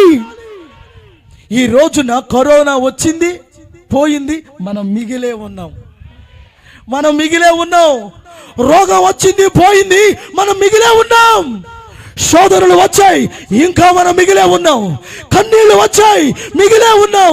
మిగిలింది ఎందుకోసం అంటే మహిమ కోసమే. కొట్టు చప్పట్లు. మహిమ కోసమే. యెషయా 43:7 ప్రకారం ఆయన మహిమ నిమిత్తమై మనల్ని చేశాడు. మన ద్వారా ఆయనకు మహిమ రావాలి, అంతే. ఒక్క మాట నా మనస్సుతో, దేవుని ఆత్మతో కలిసి చెప్తున్నాను. ఈ భూమి మీద ఉండగా మన ద్వారా దేవునికి మహిమ రావాలి. ఎప్పుడు రావాలో తెలుసా? మనం బ్రతికి ఉన్నంతకాలం రావాలి, సమాధి చేసిన తర్వాత రావాలి, చేసి సంవత్సరాలైనా రావాలి. ఈ మహిమ వ్యాపిస్తూనే ఉండాలి. భూమి మీద ఉండగా మన దేవునికి మహిమ రావాలి. ఈ భూమి మీద నుండి మన మహిమలోకి చేరాలి. మహిమ నీ ద్వారా దేవునికి రాకపోతే నువ్వు మహిమలోకి ఎలా చేరుతావు? How to enter the glory, enter into the glory. నువ్వు దేవునికి మహిమ తీసుకురాకపోతే ఆ మెప్పును, మహిమను, ఘనతను ఎలా పొందుతావు? భోజనం చేసినా పానం చేసినా మహిమ కోసమే చేయాలట, మన కోసం కాదు. మన పేరు కోసం, ప్రఖ్యాత కోసం కాదు. మన బిల్డింగులు భవంతుల కోసం కాదు, మన ద్వారా దేవునికి మహిమ రావాలి. 15:8 ప్రకారం యోహాను సువార్త, మనం బహుగా ఫలించుట వలన ఆయన మహిమపరచబడతాడు. నీవు చేయవలసిన పని సంపూర్ణంగా చేస్తే ఆయనకు మహిమ కలుగుతుంది. కాబట్టి ఈ రోజున నువ్వు చేయవలసిన ఒకటే ప్రార్థన, ప్రభువా నా అప్పులు పోవటానికి కార్యం చేయి, నా పిల్లలకి పేరు రావటానికి ప్రార్థన చేయి, లేకపోతే ఇల్లు మీద ఇల్లు కట్టడానికి కార్యం చేయమనద్దు. ఏ విధం చేతనైనా నా ద్వారా నీకు మహిమ రావాలి. నీ మహిమ కోసం చేయమని అడుగు. మహిమలో నుండి దేవుడు కార్యాలు చేస్తూనే ఉంటాడు. మహిమలో నుండి కార్యాలు చేస్తూనే ఉంటాడు. కాబట్టి కాబట్టి కాబట్టి కాబట్టి మహిమకు ఆటంకంగా ఉండొద్దు. మహిమను ఎవరు అడ్డుకోవద్దు. దేవుడు ఈ కడవరి దినాలలో మనల్ని మహిమ గల సంఘములో నాటాడు. సంఘంలో మహిమ ఉంది. ఆమేన్. వాక్యంలో మహిమ ఉంది. హల్లెలూయా. ఓ వాగ్దానాల్లో మహిమ ఉంది. ఇవన్నీ మనలో నుండి దేవునికి చేరాలి. ఒక బలమైన దృఢమైన ప్రార్థన. ఒకటి ఆత్మ సంబంధమైన జీవితం నాకు కావాలి అనండి. 2 సమాధాన సంబంధమైన జీవితం నాకు కావాలి. 3 నమ్మకమైన జీవితం నాకు కావాలి. అందరు అక్కలారా అనండి, మీరు కూడా. అయిపోయింది. నమ్మకమైన జీవితం కావాలి, ప్రార్థనా జీవితం కావాలి, ఆశీర్వదింపబడిన జీవితం కావాలి, విలువైన జీవితం కావాలి, మహిమ గల జీవితం కావాలి. ఆమేన్. ఈ మట్టిలో ఉన్న మనం మహిమతో నింపబడి ఆయనకు మహిమ తెస్తూ వెళ్ళిపోవాలి. రేపు మనం ఈ లోకంలో బ్రతికిన తర్వాత ఒకవేళ దేవుడే గనక మన ఆయుష్కాలాన్ని ముగించి మనల్ని మట్టిగా అప్పగించేటప్పుడు మన సాక్ష్యాన్ని బట్టి, మన బ్రతుకుని బట్టి, మన సత్క్రియలను బట్టి దేవుడు మహిమపరచబడుతూ మన మహిమ ప్రవేశాన్ని బట్టి దేవుడు ఘనపరచబడాలి. అంత చక్కటి మాట క్రైస్తవులకి, మహిమ ప్రవేశం అనండి. ఎవరైనా భయపడుతున్నారా? గుండె జల్లుమందా? గుండె ఎవరికైనా జల్లుమందా? మహిమ ప్రవేశం అనండి. ఇప్పుడు మహిమ ప్రవేశం నీకు కావాలంటే ఇక్కడ దేవునికి మహిమ నీ ద్వారా రావాలి. బూతులు తిడుతూ, జగడాలు పెట్టుకుంటూ, కొట్లాడుకుంటూ, విషపు చూపులు చూసుకుంటూ, యుక్తిగా ఉంటూ, కుయుక్తిగా ఉంటూ, తేడాగా ఉంటూ, అరమరికగా ఉంటూ నువ్వు ఉన్నావనుకో, మహిమ రాదు. మహిమ రావాలంటే నువ్వు మరుగవ్వాలి, ప్రభువే కనబడాలి. మహిమ రావాలంటే నీ స్వభావాలు కప్పబడాలి, దేవుని స్వరూప సౌందర్యం నీలో నుండి రావాలి. మహిమ రావాలంటే నీ మట్టి మరుగవ్వాలి, మహిమతో నింపబడాలి. అలాంటి కృప నా దేవుడు దయచేయునుగాక. అలాంటి అనుభవాలు ప్రభు మనకు అనుగ్రహించునుగాక. అలా కళ్ళు మూసుకుందాం, ప్రార్థన చేసుకుందాం. రే బాలారా షాబారా మనలారా, తడవు చేయక నువ్వు మోకాళ్ళ మీదకి వచ్చి స్వరమెత్తి ప్రార్థన చేస్తూ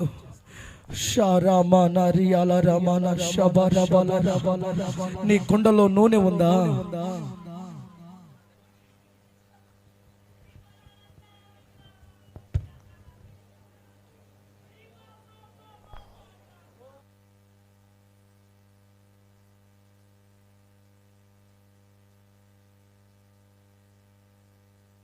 జీసస్. దయచేసి అందరూ కూడా నోరు తెరిచి స్వరమెత్తి, మన కుండలో నూనె మన జీవితాలకు ఎంత ఆశీర్వాదమో, మన బ్రతుకులకు ఎంత దీవెనో. నీ జీవితంలో కలిగింది ఒక్కటే. ఏది ఉన్నా లేకపోయినా నీకు కలిగింది ఒక్కటే. కుండలో కొంచెము నూనె నీ కుటుంబానికి సమాధానాన్ని, నీ జీవితాన్ని నమ్మకమైన బ్రతుకులో సాగటానికి, ప్రార్థనలో నడవటానికి, ఆశీర్వాదకరంగా ఉండటానికి, ఇదిగో మహిమ గల జీవితం చేయటానికి, ఒక విలువైన బ్రతుకును అనుభవించటానికి, నిన్ను విలువ కలిగిన వాడిగా, విలువైన వ్యక్తిగా నిన్ను మార్చటానికి నీ యొద్ద ఏమున్నదో ఆయనకు చెప్పు. నిరాశల మధ్యలో, నిస్పృహల మధ్యలో సాగిపోతున్న నీ బ్రతుకులో లౌకిక సంబంధమైన ఆనందాలు, లౌకిక సంబంధమైన ఆడంబరాలు, లౌకిక సంబంధమైన దీవెనలు, ఉన్నత స్థితిగతులు నీకు లేకపోవచ్చు. కానీ నీకు కలిగింది ఒక్కటే, ఆ కొంచెము నూనె. ఆ నూనె నుండి నిన్ను ఘనపరిచి, ఆ నూనెను విలువ కలిగిన దానిగా చేసి, అది మహిమకరంగా మార్చివేసి నిన్ను ఆశీర్వదించుటకు నా దేవుడు శక్తివంతుడు. అయ్యా, నేను ఒక మహిమ గల జీవితం చేయాలి బాబు. అయ్యా, నేను విలువ, నా జీవితంలో విలువలు ఎక్కడా తగ్గిపోకూడదు ప్రభు. అయ్యా, నేను ఆశీర్వాదకరంగా నేను ఉండాలి ప్రభు. సమాధానకరమైన జీవితం నా జీవితంలో కొనసాగాలి ప్రభు. ఒక నమ్మకమైన వానిగా నేను సాగిపోవాలి ప్రభు. నిరాశ నిస్పృహల మధ్యలో ఉన్న మన బ్రతుకుల విలువలను పెంచి మహిమ నుండి అధికమైన మహిమలోనికి మనల్ని నడిపించుతున్న దేవాది దేవునికి అప్పగించుకొని, అయ్యా అయ్యా అలనాడు దైవజనుడని ఎలీషా ద్వారా జరిగిన ఆ కార్యమే ఈ దినము సజీవుడైన క్రీస్తు ప్రేమలో నీ జీవితంలో కలిగే ఈ దైవికమైన దీవెనలు ఈ రోజే నువ్వు అనుభవించాలని ఆశపడుతున్నాడు. నిన్ను విలువైన దానిగా చేస్తున్నాడు, నిన్ను విలువైన దానిగా చేస్తున్నాడు, మహిమ కలిగిన దానిగా చేస్తున్నాడు, నీ బ్రతుకులో సమాధానకరమైన దానిగా చేస్తున్నాడు. అటువంటి దీవెనలకు నువ్వు పాత్రాలుగా నువ్వు మార్చబడాలి. అటువంటి అభిషేకం నాకు రావాలి ప్రభు అని ఒక్క మాట. అలాంటి నూనె నా జీవితంలో కావాలి ప్రభు. అలాంటి తైలము నేను పొందుకోవాలి ప్రభు. అలాంటి తైలమును పొందుకోవాలి ప్రభు. Praise the lord. స్తోత్రం.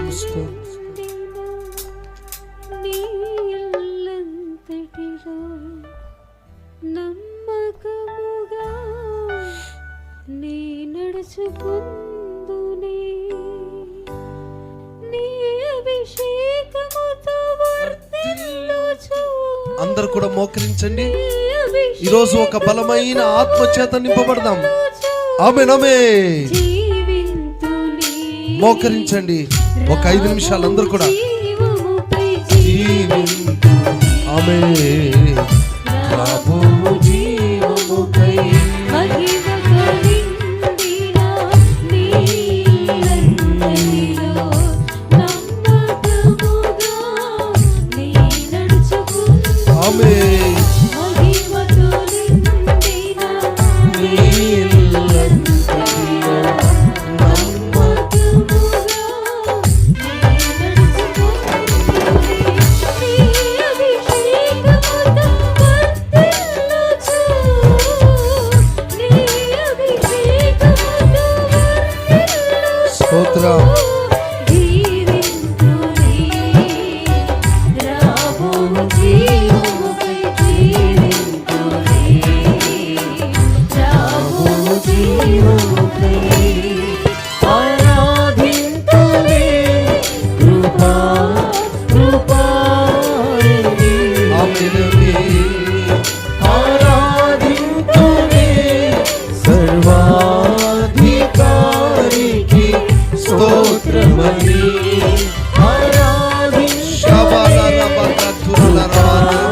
కృపాయని ఆరాధింతునే, సర్వాధికారికి స్తోత్రమని పరిపూర్ణానందం సియోనులోనే, నా పరిపూర్ణానందం సియోనులోనే, మహిమలో మట్టినైన నన్ను నిత్యము స్తుతించు దూతల ఎదుట ఘనపరచెదవా, మట్టినైన నన్ను నిత్యము స్తుతించు దూతల ఎదుట, విలువ పెట్టుకొన్నది నన్నేనని, విలువ పెట్టుకొన్నది నన్నేనని హర్షింతునే,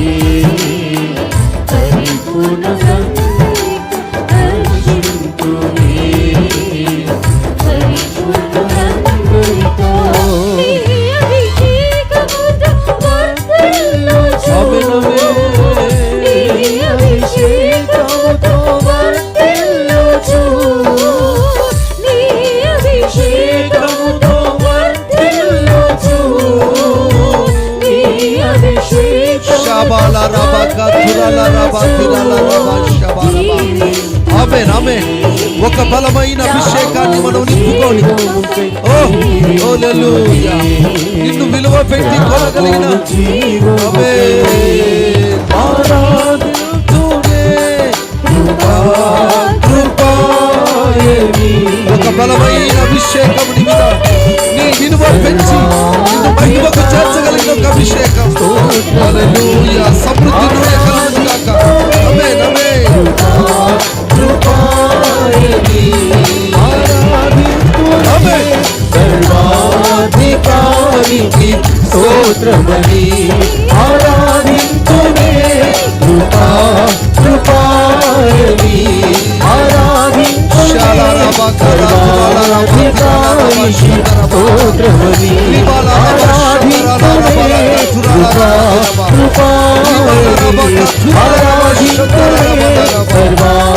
సర్వాధికారికి స్తోత్రమని ఆరాధించునే కృపాయని ఆరాధించునే సర్వాధికారికి స్తోత్రమని.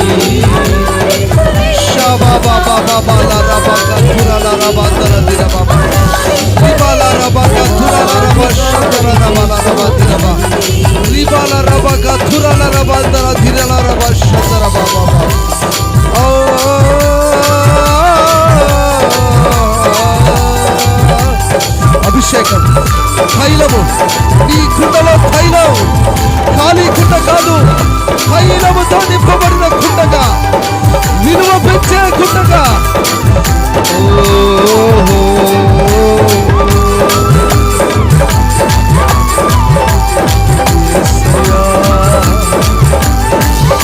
తైలముతో నింపబడిన కుండగా అనేకులకు ఆశీర్వాదకరమైన కుండగా విలువ పెట్టే కుండగా. ఓ నీ మీదికి తైలం వచ్చును గాక. నీ విలువను పెంచే అభిషేకం, నీ విలువను పెంచే కృప, నిన్ను మహిమకు సిద్ధపరిచే అభిషేకం, నిన్ను మహిమకు సిద్ధపరిచే ఒక అభిషేకం, నిన్ను మహిమ నుండి అధిక మహిమకు తీసుకెళ్లే ఒక బలమైన అభిషేకం. ఇదిగో నీ కుండలో నూనె, సమృద్ధి నూనె, సమృద్ధి నూనె. పొందుకో పొందుకో పొందుకో, నింపబడు. సమృద్ధి నూనె, సమృద్ధి నూనె, సమృద్ధి నూనె. ఆకాశవాక్యను తెరిచి ఒక్కొక్కరి మీదకి నూనె, ఒక్కొక్కరికి అభిషేకం నూనె. ఇదిగో ఇదిగో రిసీవ్. హల్లెలూయా. ఒక సరికొత్త నూనె, సరికొత్త తైలం. అది ఆరిపోయేది కాదు, అన్ని కుండలు నింపగలిగింది. అందరికీ ఆశీర్వాదకరమైన హల్లెలూయా హల్లెలూయా హల్లెలూయా. నువ్వు ఆశీర్వాదకరంగా విలువ పెట్టినబడిన వాడిగా, మహిమ గల దానిగా, మహిమ గల వాడుగా. నిన్ను బట్టి సంఘానికి విలువ రావాలి, ఆశీర్వాదము కలగాలి, సమాధానము కలగాలి, విలువన కలగాలి.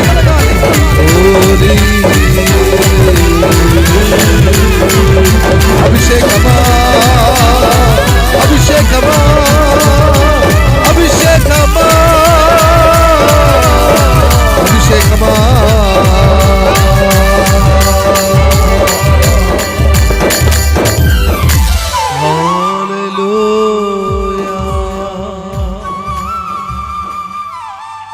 నీ బ్రతుకులో విలువను, నీ బ్రతుకులో సమాధానమును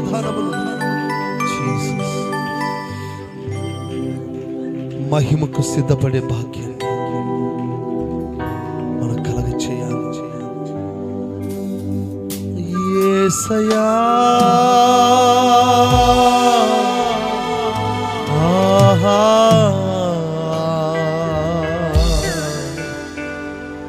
ఆహా.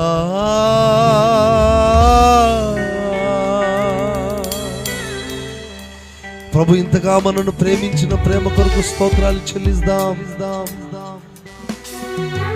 విలువైన, ఆశీర్వాదకరమైన, సమాధానకరమైన, మన జీవితాల్లో శ్రేష్టమైన ఆ నూనెను కలిగిన వారమై, దీవెనకరమైన, మహిమకరమైన స్థాయిలోనికి నడిపించినట్లు స్తోత్రాలు చెల్లిద్దాం. చేరి వచ్చిన సంఘమును దర్శించినందుకై స్తోత్రాలు చెల్లిస్తాం. ఈ ఉపవాస పండగల్లో నిండు కుండల వలె, నూనెతో నింపబడిన కుండల వలె ప్రతి కుటుంబం, ప్రతి వ్యక్తి, ప్రతి దైవజనుడు నింపబడినట్లుగా స్తోత్రాలు చెల్లిద్దాం.